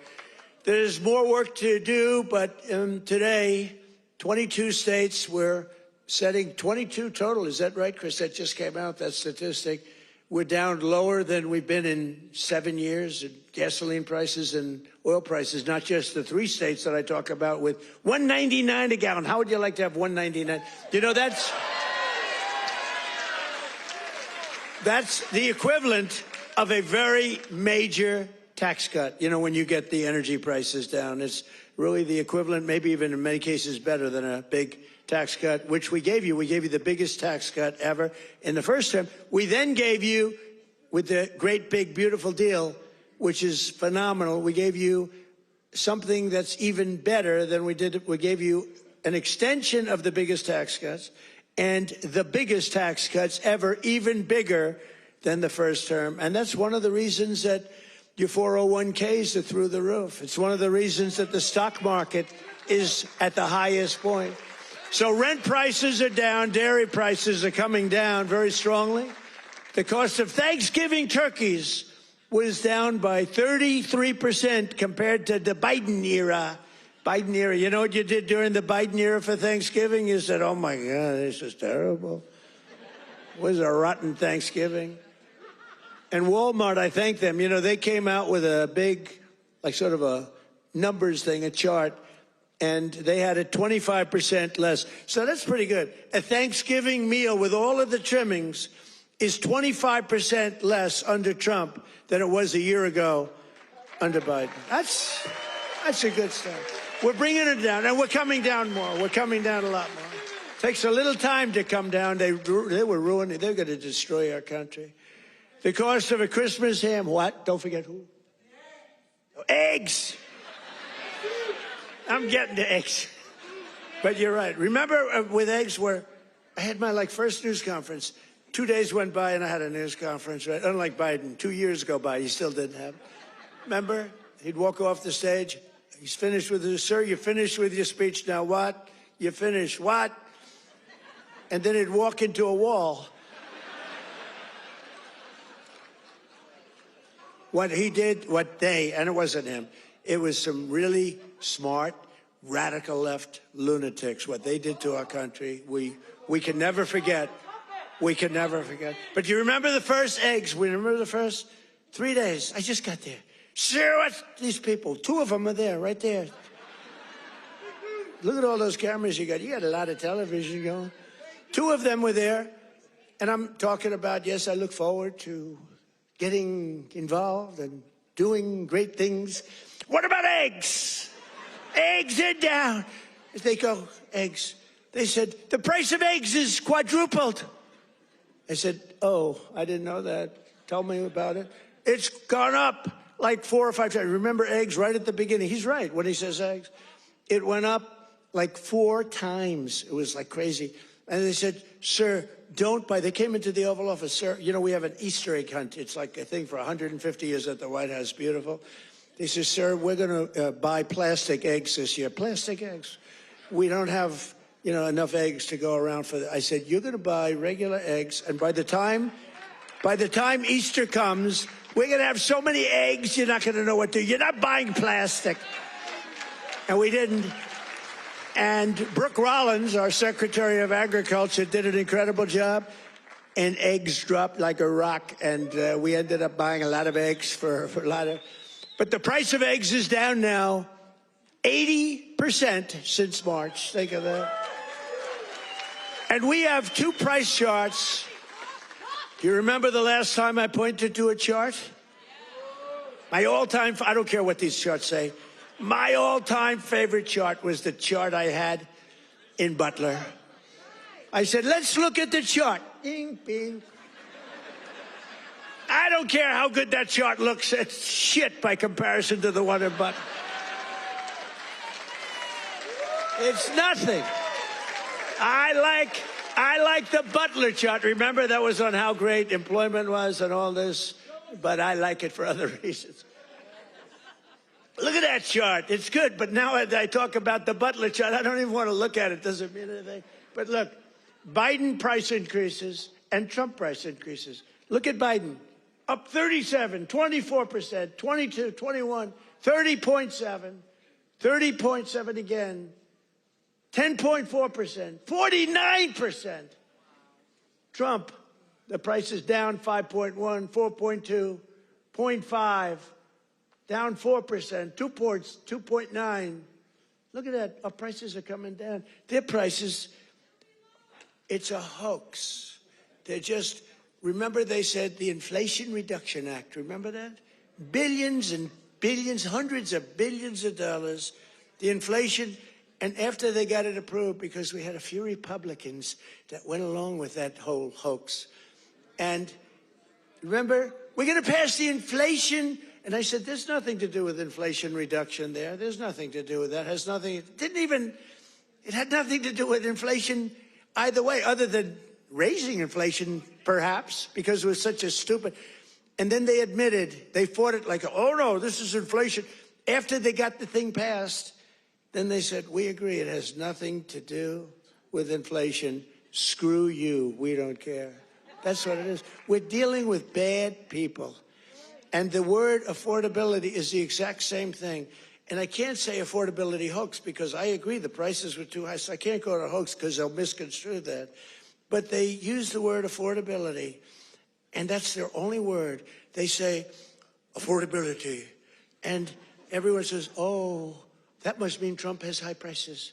No, our prices are coming down tremendously from the highest prices in the history of our country. And look at that chart. Let's see the next one. You have another one, I think, mortgage rates. Even with a lousy Fed chair. We have a lousy Fed chair. Oh, and by the way, it looks, you're going to have to check this, please. I just heard it could be that all 4 commissioners in the Fed signed by Biden, including Too Late. You know who Too Late is? Too Late, pal? Jerome Too Late. He's too late with his interest rates for a reason. He's a bad guy. He's not a smart guy, but he's a bad guy. Too Late. Is he going to lower rates a little bit finally? Did you see where Jamie Dimon, respected guy, said, you got to get the rates down, you schmuck, you know? But I hear that the auto pen may have signed those commissions. If they signed those commissions, now maybe I'm wrong, but we're going to check. Have you checked that? Are you hearing it? Who signed it? Did he sign it or did the auto pen sign it? I'm hearing the auto pen. You know, you can't use the auto pen unless it's very strongly authorized, unless you show you know what the hell you're doing, which is impossible of him to show. So, I don't know. I think it's something we have to look into. You put people there that are not authorized to be there. I know I signed Chris Wright. I signed everything, but I signed Chris Wright. If I gave you an auto pen, they could throw you the hell out of here, Chris. The difference is they would do it, you know? We try and be too nice. No, would you check that, Scott, okay? Because I'm hearing that the auto pen could have signed maybe all 4, but maybe a couple of them. We'll take 2. So look at that, Biden. I love that laugh. Who's the woman with that great hearty laugh? That's a woman that likes Trump. That's how beautiful. Anybody can laugh with that happiness. She likes Trump. He likes Trump, too, with the hat. Yes, that's right. Thank you. Thank you, man. Thank you. So, Biden, new yearly mortgage cost increases, and Trump, new yearly. Look, we went down with our rates. They went up with their rates much. That's a lot. So, with us, you save $2,900, almost $3,000. And with them, you go up, it costs you $15,000. You don't hear that because the fake news doesn't tell you that. And these are charts, these are government charts. These are not made up by Donald J. Trump. These are government charts. Do you have a third chart? Because I like these charts very much. Not as much as Butler, but I like them. You have any other charts? Because so far they're playing quite well. Oh, look at that. Real wages. Look at that. losses and Trump real wages gains for the typical worker. Wow. I mean, that's incredible, right? So look at the amount of loss, 18.5, 106. What the hell is that all about? Is that even possible?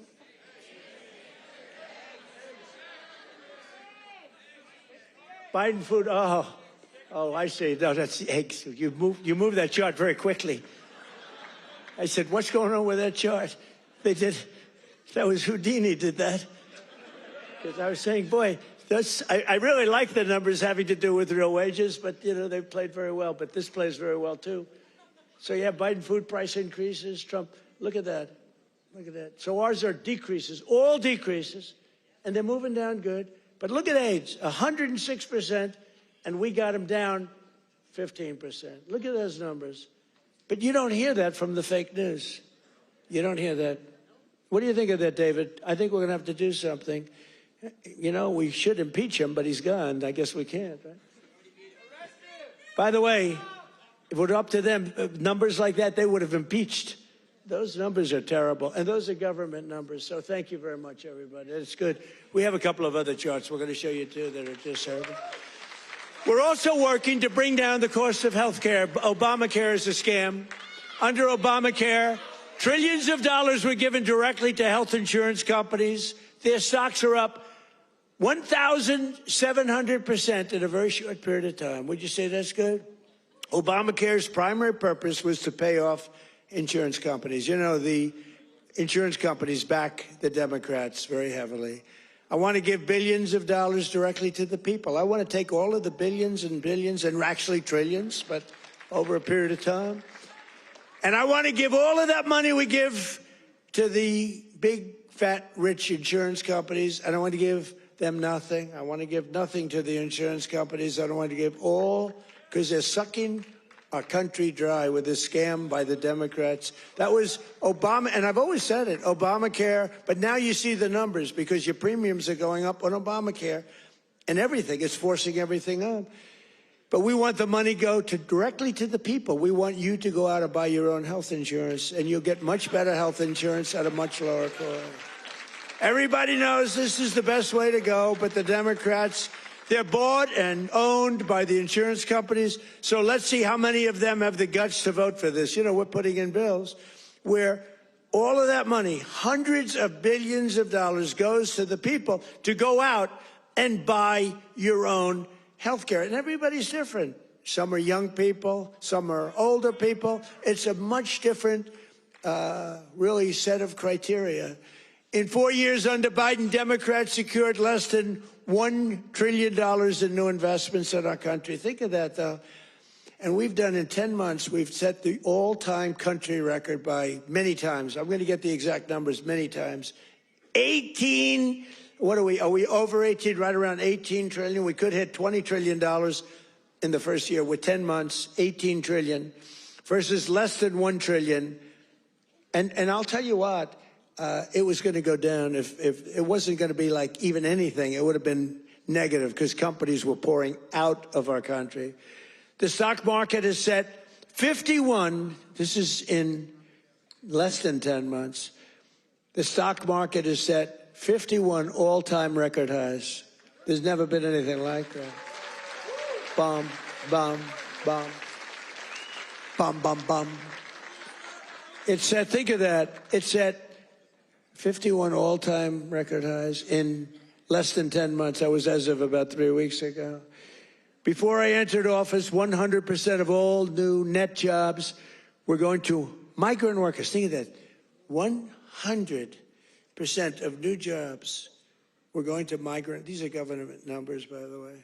These are not Trump numbers. These are government numbers. Because they say, well, did Trump come up with these numbers? No, I didn't come up. I'm just... Migrant workers and illegal aliens got 100%. But since I took office, 100% of all net job creation has gone to American citizens. How about that? Now, how about that? Even I will give myself a hand. Now think of it, 100% went to American citizens before 100% went to people that came into the country illegally. Again, many of them from prisons, many of them gang members, drug members, Tren de Aragua.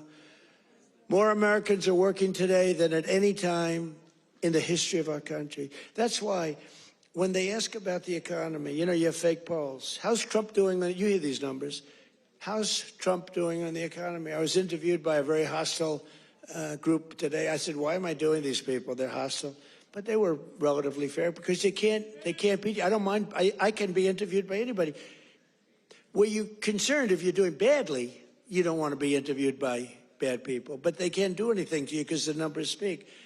It was Politico. I did an interview today. It was a good interview because they have no ammunition. The one person said to me, it's unbelievable. Our economy is unbelievable. There's never been anything. But the Democrats go out, prices are too high. Yeah, they're too high because they caused them to be too high. But now they're coming down. One of the most important ways we're defeating inflation is by unleashing American energy, including oil, gas, and clean, beautiful coal right here in the Commonwealth of Pennsylvania. Did you know I went to school in the Commonwealth of Pennsylvania, right? The great Wharton School of Finance. I love the Wharton School. Became a little liberal, but these are minor details. But the Wharton School, one of the greatest schools in the world. I went here and I loved it. I loved the school, and I love Philadelphia. Philadelphia's gotten a little rougher. But we're going to take it. And you have a great football coach, and you have a great running back, Saquon.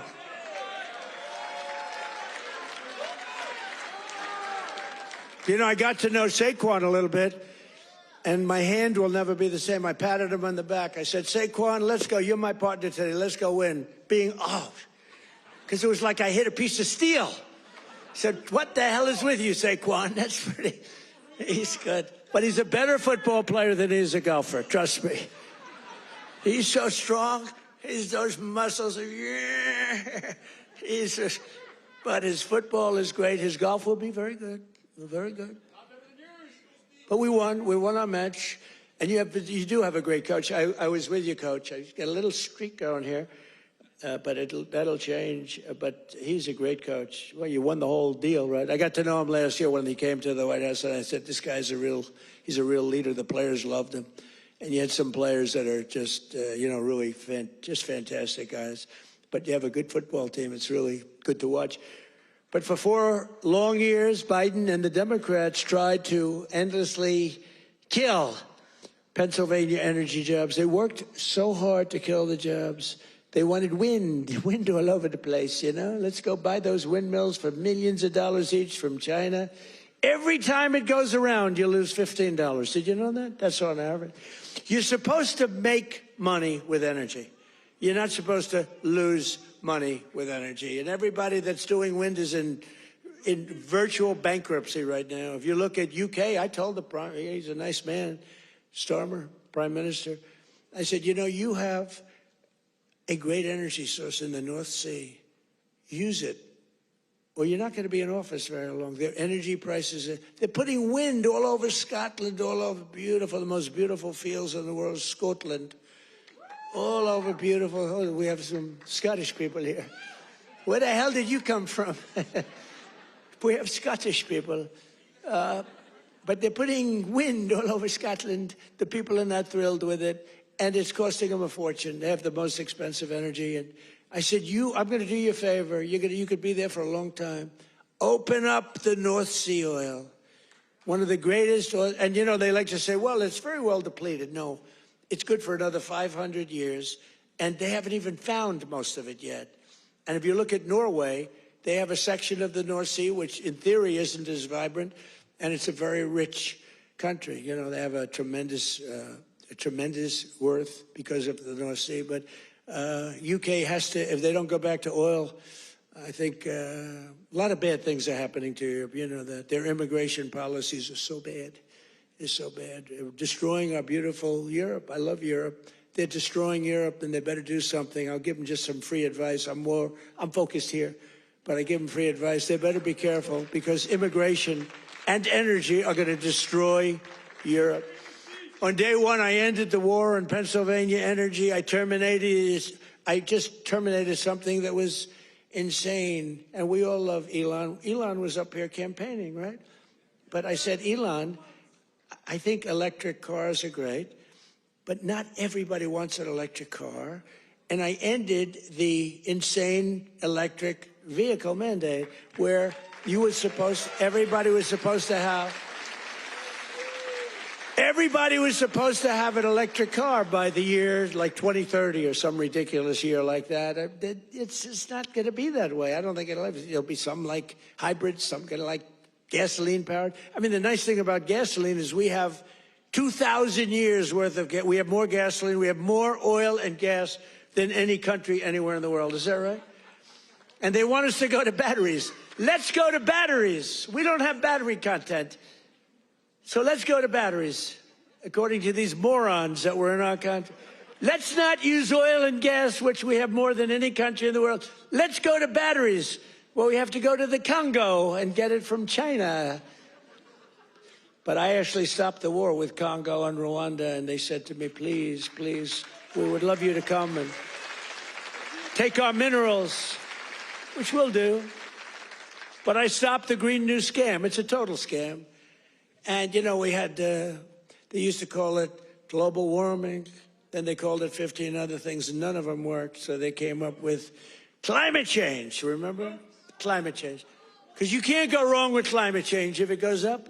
Remember, global warming, and then the temperature started going down like a rock. Remember? We had global warming, and they sent that big, beautiful ship with all scientists on it, and it went into deepest Alaska. It went up through the ice. And the global warming, it was getting so warm, except, unfortunately, they had a bad few weeks. It got so cold that the ice just crushed the ship. We had to take those poor bastards out by helicopter. The scientists, they said, one guy was petrified of helicopter. He said, I have a choice, go down in the ice with the ship or go in a helicopter. He chose the helicopter. He made it. But we have a very simple policy, right, Chris? Drill, baby, drill. We have a simple policy. And natural gas production is booming. Coal mining is up by 2.4 million tons a month. And we're also reviving Pennsylvania manufacturing. And with our historic tariffs, steel production is roaring back. We're building steel mills all over the country. And U.S. Steel is coming back at a level never thought possible before. And I was up.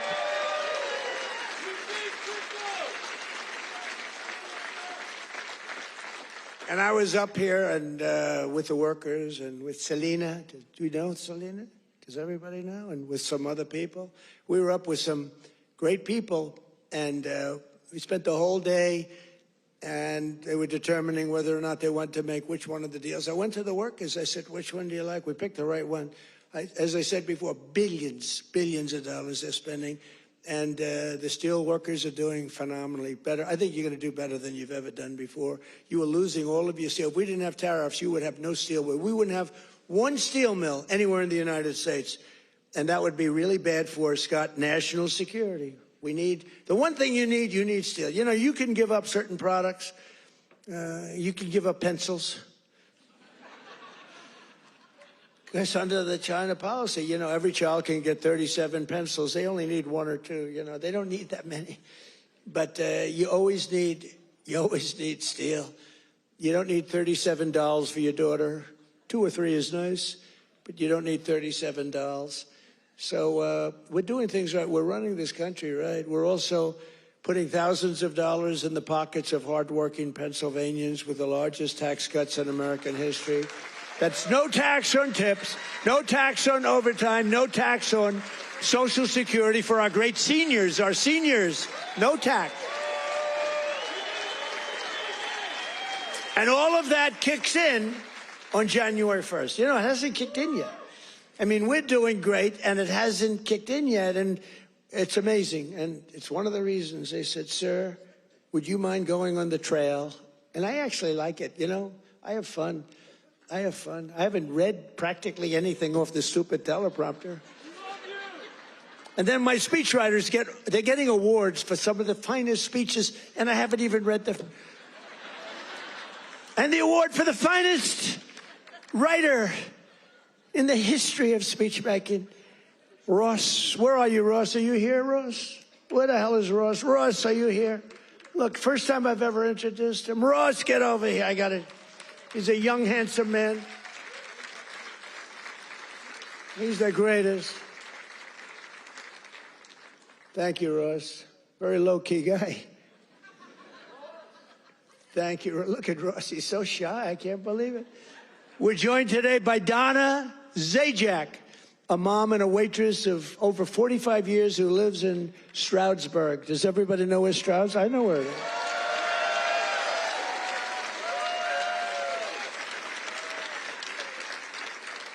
Because of no tax on tips, Donna estimates she will keep hundreds of additional dollars every single month, and she'll put all of that money toward her daughter's dream of becoming a veterinarian. That's a good, right? A good thing.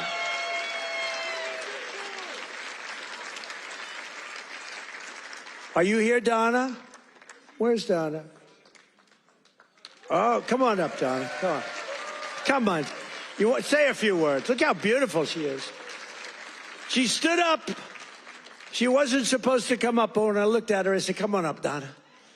Look how beautiful she is. You're not allowed to say that anymore. You know, in politics, if you say somebody's beautiful, that's the end of your political career. I say, I don't care. I don't care. Come on up, Donna.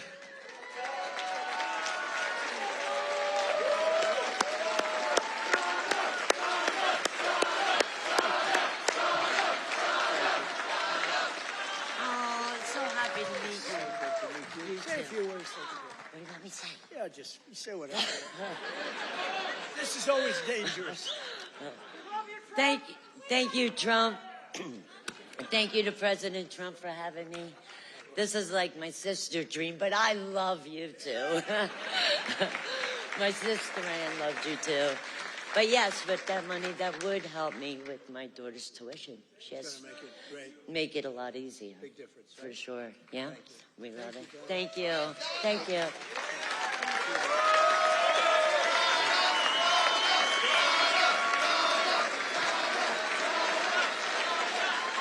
A star is born. That's all I say. A star is born. Is your sister here? Is your sister here, Donna? Are you? Oh, hello. How are you? Good family. Well, thank you. Thanks, Donna. That's beautiful. Also with us is Marine Corps veteran Sean Downey, who now serves as a firefighter and a local first responder. Sean worked over 400 hours of overtime. That's a lot. And thanks to no tax on overtime, he'll take home thousands of dollars extra, which he plans to use to buy your first home. And thank you. Where's Sean? Good, Sean. Good. So you're going to use that money well, right? That was not an easy one to get approved. You know, it all went through Congress. I had to really push hard. I was not nice. I was not nice to get you that money, but you're going to use that money to get a house, right? A first house? Good. Well, you have a great future. Thank you very much. And here as well is Megan Hemhauser from Cresco, Pennsylvania. Megan's husband works 10 to 15 hours of overtime a week operating heavy equipment while she bartends and waits tables at night and homeschools her two children during the day, getting more and more prevalent. Homeschooling getting more and more, it's happening. That's okay. It's good. But thanks to no tax on tips and no tax on overtime, more than a quarter of their income will be tax-free. Megan, do you want to come up? Come on, Megan. Come on up.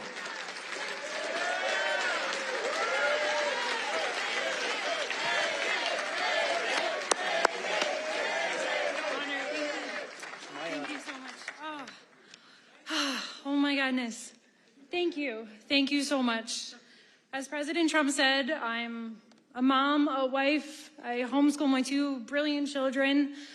And the no tax on tips is incredible. No tax on overtime is incredible for my husband. And it all comes back to our family. It saves us, and it's for the future of our children. And it's been such a blessing to be home with them and to have them here with me tonight. And thank you for everything, President. Thank you. Thank you.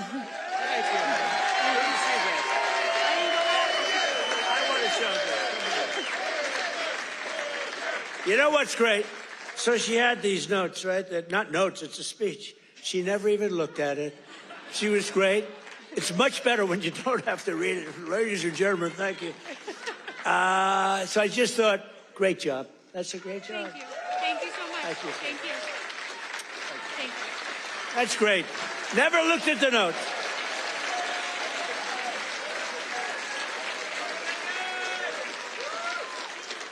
She never looked at those notes. That's pretty cool. I have a lot of professionals sitting right here. They'll get up and read a speech. But Megan didn't have to do that. Another key part of our tax cuts is known as Trump accounts. Under this new program, the federal government will be creating an investment savings account for every single newborn American child with $1,000 to be invested and grow over the course of their life, right at the beginning of birth. Friends, family, employers, and loved ones will be able to add thousands of dollars a year, and it's like a trust fund for every American child. It's going to be something, and it's really exciting. And I want to thank Michael Dell and his beautiful Dell computer. Go out and buy a Dell computer. He got it started. He put up $6.25 billion. And he started with nothing. Think of that. And he just put that up. $6.25 billion. Michael Dell, thank you wherever you may be. Michael is probably in Texas watching us right now. And his beautiful wife, they're a great couple. His wife is incredible. Every single Democrat in Congress voted against these unbelievable benefits for American families. Why would you vote against? Money is being put up. Big money is being put up. And you know, these kids, when they get to be 18, 20, 21, 30, 35 years old, they could have $100,000, $200,000. And they're going to be rich. I mean, they're going to feel rich. And they're going to be watching it grow. And they may be helping it grow. Who knows? You never know. But it's going to teach them. It's going to be a great thing. This was Michael and some other people's ideas. They wanted to do this. And they spoke with their wallet, too. They put up a tremendous amount of money. So I just want to thank Michael Dell, his wife and family, and everybody else that was with us the other day. It was a big day, and it's a big event. But we're joined today by some of your representatives who voted to put more money in your pockets. And these are great people. And I introduced David. I'm going to ask him to stand up again, because David McCormick is a really great man in the truest sense. He won a race. You know, he really did well the first time too, but some bad things happened, right? And very few people are willing to do that again. And to be honest, if he would have lost, I know his wife, she's a beautiful woman, extremely into the social scene, but respected by everybody. She would have left him if he lost. And I told him that. Dina would have left him. She's that way. Hey, we can't help it. That's the way she is. So I said, David, you're taking a big risk if you run again, because if you lose twice, your wife is leaving you. And he wasn't worried. Stand up. David McCormick. Yeah.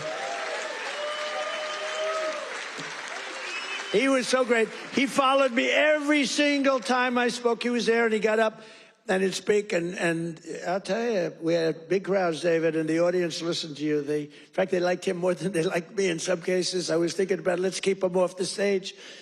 But they really loved you. And you've been a great senator. And you have a great wife. Thank you very much. Thank you. And a congressman who's been a warrior, and a couple of guys that have just been unbelievable. But Rob Bresnahan, would you stand up, Rob? What a job you're doing, huh? Young, handsome, central casting. Great job. Thank you very much, Rob. Great job. And another one. These are warriors, these two guys. But the three of them. And then you have the senator, but the three of them. Ryan McKenzie. Ryan, thank you. And it's hard for me to explain how hard they work, but they were working so hard getting that big, beautiful bill. I call it the great, big, beautiful bill passed. You know, that was supposed to be in 17 bills. And I actually said it because I'm not that experienced. I haven't been doing it that long, believe it or not. I haven't been doing this.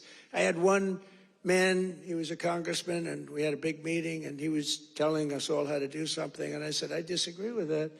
He said, sir, I've had 22 races, and I've won 20 of them. I know what I'm doing. And I said, sir, I've had 3 races, and I've won all 3 of them. And mine was for president. And he said, all right, you got me on that. He's actually a good man. He got a little carried away one day. But that's because these guys wanted to do it my way, too. So we had 17 bills prepared. Dan Muser, right? Stand up, Dan. What a great guy. Stand up, Mrs. Muser. Dan is he's a very powerful congressman, but he's a great person, great man. All 3 of these guys, they're warriors, and your senators, very few people that I've ever met that would take that risk. It was a risk. You know, it takes guts to run for public office, right? It takes guts. A lot of guys talk, including me. I talked about this for a long time before I did it. It takes courage to run for any public office because, you know, you can be very embarrassed. You can ruin your life. Look at me. I got impeached. I got indicted. I was never going to be impeached, indicted. I get indicted like 87 times with these stupid... See, they should have indicted me once. They would have had a better chance. With all of the... I used to get up. It was very important. I'd get up and say, here we go again. Ladies and gentlemen, I got indicted again. And nobody believed the whole thing. And then I'd explain it, and it turned out to be a hoax. I mean, it was a total hoax. They're very, very bad, very, very bad people. But Dan Muser has been a great congressman. He was thinking about running for governor. I think you would have won if you ran, but, you know, in a selfish way, I like you in Washington even better. So I want to thank you very much. Great. Great job. Thank you. That's even more important. Thank you. Thank you very much. And thanks as well to Secretary of the Treasury, Scott Bessent, and Secretary of Energy, Chris Wright. You guys have been great. Thank you. I introduced them, but I want to introduce because they have been so good. A major factor that fueled inflation under Biden was the invasion of 25 million people. Think of this. 25 million people came into our country totally unchecked and unvetted, mostly across our southern border. 10 months ago, we inherited the worst border in the history of the world, and now we have the strongest border in the history of our country. We've never had a border this strong. And people don't talk about it. You notice they don't talk about it. When I was running, it was the biggest thing. And before I was running, that's all they talked about, the border, the border, the border. And now I fixed it. Nobody wants to talk about it. Even my people. They say, sir, don't put it in your speech. Why? Because nobody cares about the border. You fix it. No, but you know how bad that is? Because they forget what you did. We had a border that was so bad. Everybody, criminals, everybody pouring into our country. Anybody. You know, the Congo, I just settled that war. The Congo, their entire prison population was set into our country. Venezuela, their entire prison population was dumped into our country. And now we have the tightest border we've ever had. We have one of the strongest borders anywhere in the world. I would say there's one country that has probably a stronger border. You know what that is?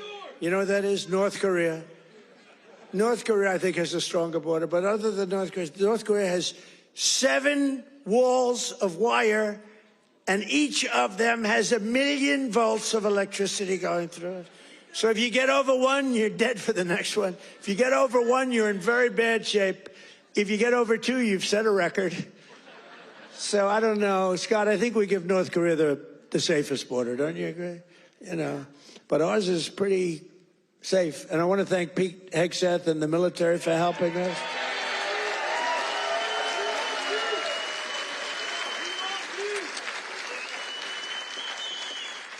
And again, for 7 months in a row, we've had 0 illegal aliens that have been admitted to the United States, and nobody. Do you remember when Biden said, I need legislation to do that? And I said, no, all you need is a new president. I didn't get legislation. Scott, did I get legislation? I said, close the freaking border right now. And they did it. Because our Border Patrol is incredible. ICE is incredible. That ICE, poor ICE, they take a lot of abuse, but they're the toughest people. And again, Washington, D.C. now is, we had the tragedy, which was a terrorism tragedy, but we have Washington, D.C., the safest it's been in 52 years. Think of that. And a year ago, you couldn't walk down a street in Washington, our nation's capital, and now restaurants are booming, restaurants are opening. The restaurants were all closing. Now the restaurants are opening. You can't get into a restaurant in Washington, D.C. Biden and the radical left Democrats turned Pennsylvania into a dumping ground for hundreds of thousands of migrants from the most dysfunctional places on earth, like Somalia, and gave them billions and billions of your taxpayer dollar. But we didn't really give it. It was stolen. And those people should go to jail. Jail. And if they don't go to jail, Scott Bessent is toast. He's toast. I'll tell you, that could be the easiest case. I think it's too easy for you. Just give it to your assistants. They can do that case. These people are crooks. They don't work. 91% unemployment, okay? It's a scam, and it's headed up by the crooked Congresswoman. Whatever happened to her brother, by the way? Is he still around? Where is he? Yeah, he went low. He went low. He's not happy. Would you look into him too, Scott? Would you find out the brother, please? She said, how dare you say that about me? It's discrimination. Let me tell you, black people love Trump. I got the biggest vote. I got the biggest vote with black people. They know a scam better than anybody. They know what it is to be scammed. Thank you, man. Thank you. I appreciate it. We did great. Thank you. I like this guy. Thank you. We got a tremendous black vote. We got a tremendous Hispanic vote. We got a tremendous, because we speak the truth. They get it. Everybody gets it. Everybody, pretty much everybody gets it. And they know we're the real deal. Our country's become so strong in such a 10 months. Think of it. It's not even a year. It's like, if we keep going like this, I don't know if we can do that. But if we keep going like this, there'll be nothing ever in history like it. Already, they are saying better than Lincoln, better than Washington, better than anybody. The best 10 months ever in the history of the presidency. And for the first time in 50 years, we now have reverse migration, which means more jobs, better wages, and higher income for American citizens, not for illegal aliens. And you know what? We all have a heart. We want to take care of people. But these people are getting killed on the walk up. They're dying. They're dying. They have to go through jungles. We don't realize this. They are going through areas that are not it's not possible to get through some of the areas. They're going through jungles down in the Central America, South America, some of these areas with snakes, with crocodiles and alligators. They're getting just eaten, and they're getting beat up by some of the bad people. Women are being raped. Remember when I started, I said we're going to stop the raping. Women in those caravans, a name conceived of by me, because it's a caravan, thousands of people, 10, 15, 20,000 people coming up. The women in those caravans are being raped in unprecedented numbers by other people in the caravans. By them not coming, they're not even trying to come now because they know they can't get through. We're doing a tremendous service because they're not being killed and they're not being raped and they're not just staying back in their country where they've been. And they've been taken care of. I've also announced a permanent pause on third world migration, including from hellholes like Afghanistan, Haiti, Somalia, and many other countries.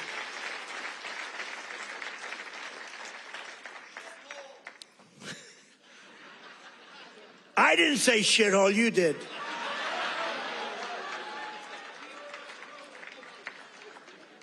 Remember I said that to the senators, they came in, the Democrats. They wanted to be bipartisan.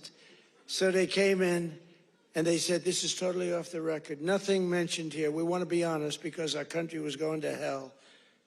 And we had a meeting. And I say, why is it we only take people from shithole countries, right? Why can't we have some people from Norway, Sweden, just a few? Let us have a few. From Denmark, do you mind sending us a few people? Send us some nice people, do you mind? But we always take people from Somalia, places that are a disaster, right? Filthy, dirty, disgusting, ridden with crime. The only thing they're good at is going after ships. But they don't go after our ships. You know why? Because that same missile that knocks the crap out of them, that with the drug dealers from Venezuela and others.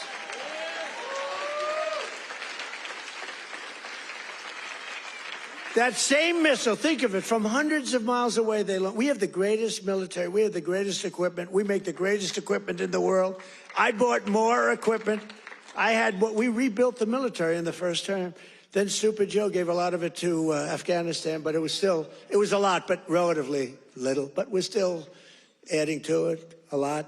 But I'll tell you what, I'm looking at this big tough guy with the red hat on. I like that guy. But stand up, let me just see what you look like. Nobody's going to mess with him. Okay. He's central casting. Thank you very much. Very good. I see he's enjoying it. I like people that enjoy things because you got to smile about this whole thing. But that same missile system that hits the center of everyone. Remember, every boat that gets hit, we don't want to do that, but every boat that gets hit, we save 25,000 American lives. Every boat. And when you view it that way, you don't mind. But we have that same system aimed at Somalia, and if they go and want to raid our ships, and not our ships, worldwide shipping, you know, they used to go and take the ships. When one or two of them get hit, they say, we'll pass. So we've cut down drugs, 94% coming in from sea. 94, right? 94%, Muser. 94%, Muser. That's pretty good. We're trying to figure out who the hell are the other 6%. They're finding it very hard to get people to navigate those waters. The problem is nobody wants to go fishing anymore either. They don't want to get in boats. They don't want anything to do with boats. I think we've destroyed the boat market. Other than that, it's been very effective. We've cut it down 96%. Think of that. And now we're going to do land because the land is much easier. And it's even more prevalent. If you don't share our values, contribute to our economy, and assimilate into our society, then we don't want you in our country. We don't want you.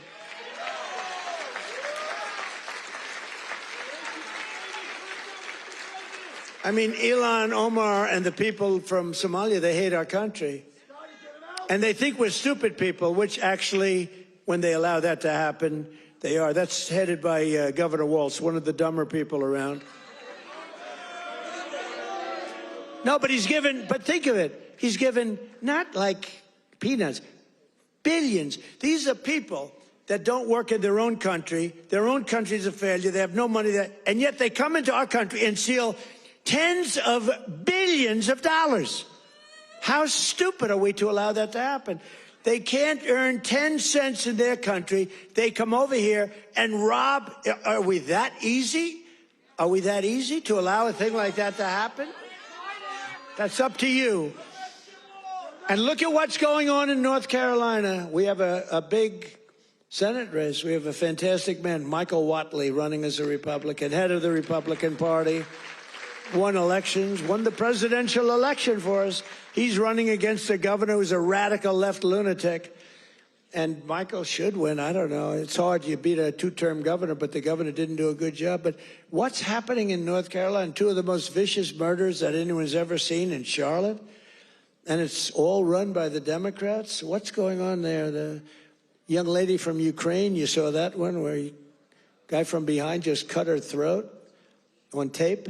can't even watch it.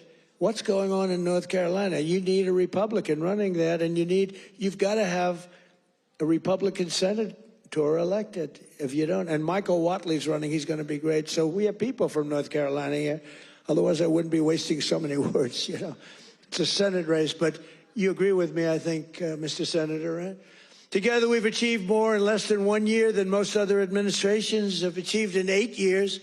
And we're restoring law and order to our cities, backing the men and women of law enforcement. I love law enforcement.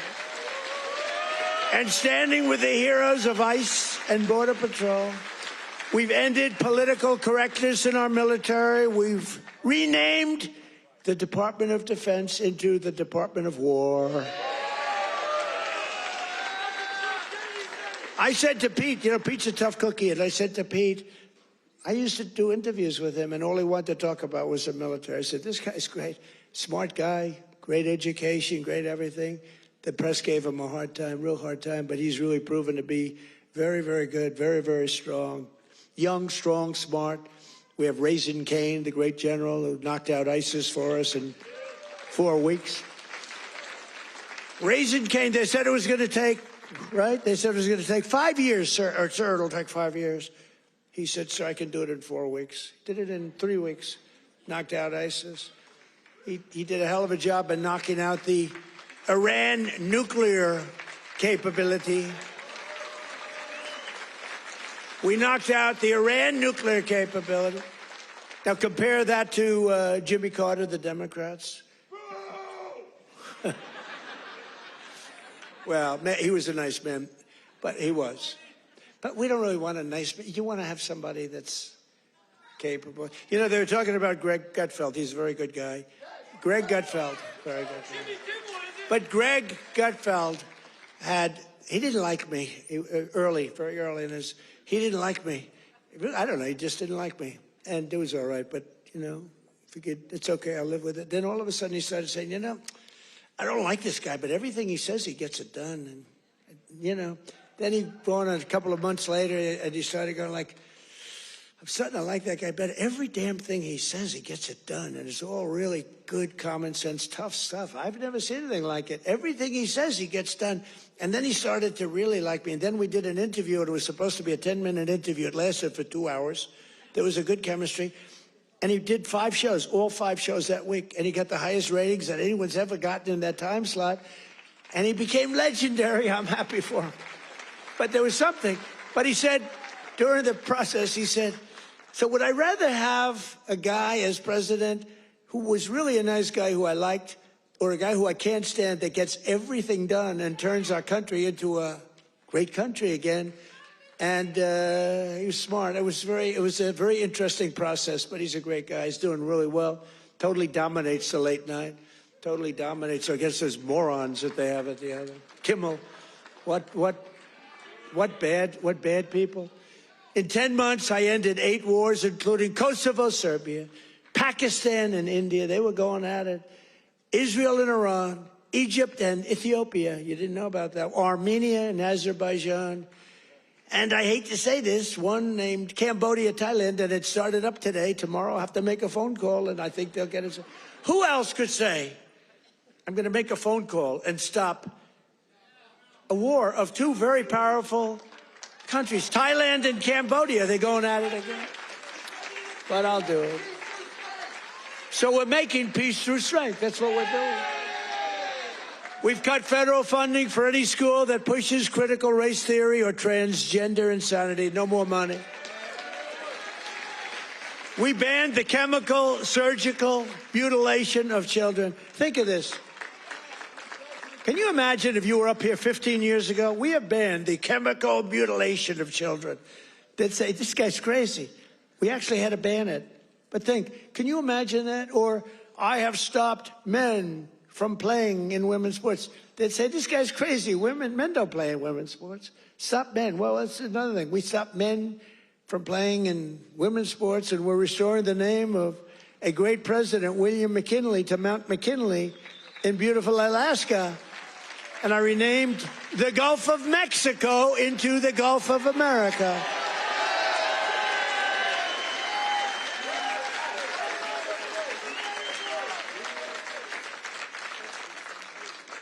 So in conclusion, from the shipyards of Philadelphia to the steel mills of Pittsburgh, these are great places. Maybe some of you don't even realize it, you know. You get used to it a little bit too much sometimes, but these are great places. From the union halls of Scranton to the kitchen tables of millions of Pennsylvania families, we're bringing prosperity and pride surging back to this magnificent Commonwealth. We're bringing it surging back here hot. Our country's hot and you're hot. Together, we're repairing 4 years of disaster by the radical left Democrats in Congress and by the worst president in the history of our country. He is. I mean, it's not a question about that. He's just the worst president in the history of our country. What the damage thank you very much. The damage he's done to our country is something we can never forget. After just 10 months, our border is secure, our spirit is restored. Inflation is stopped. Wages are up. Prices are down. Our nation is strong. America is respected again. And the United States is back.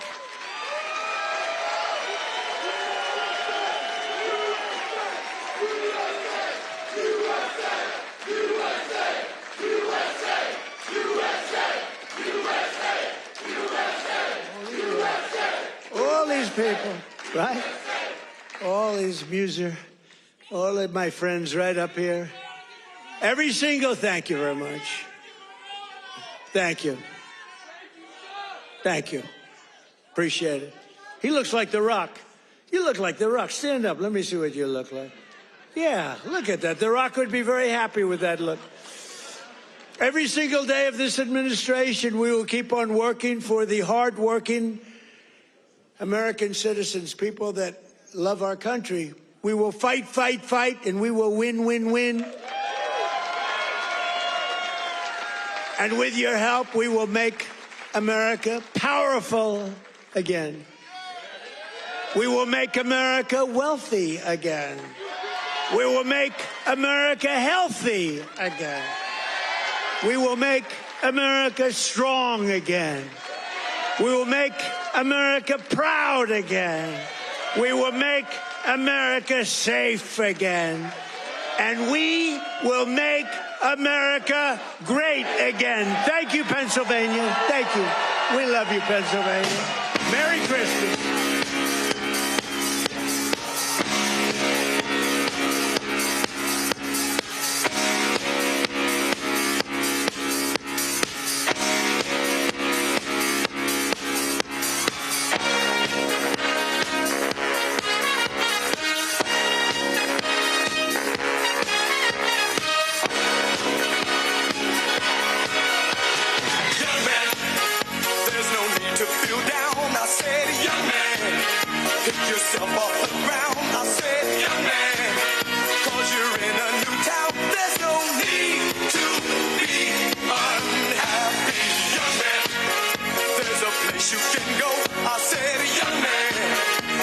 Short on your dough, you can stay there, and I'm sure you will find me.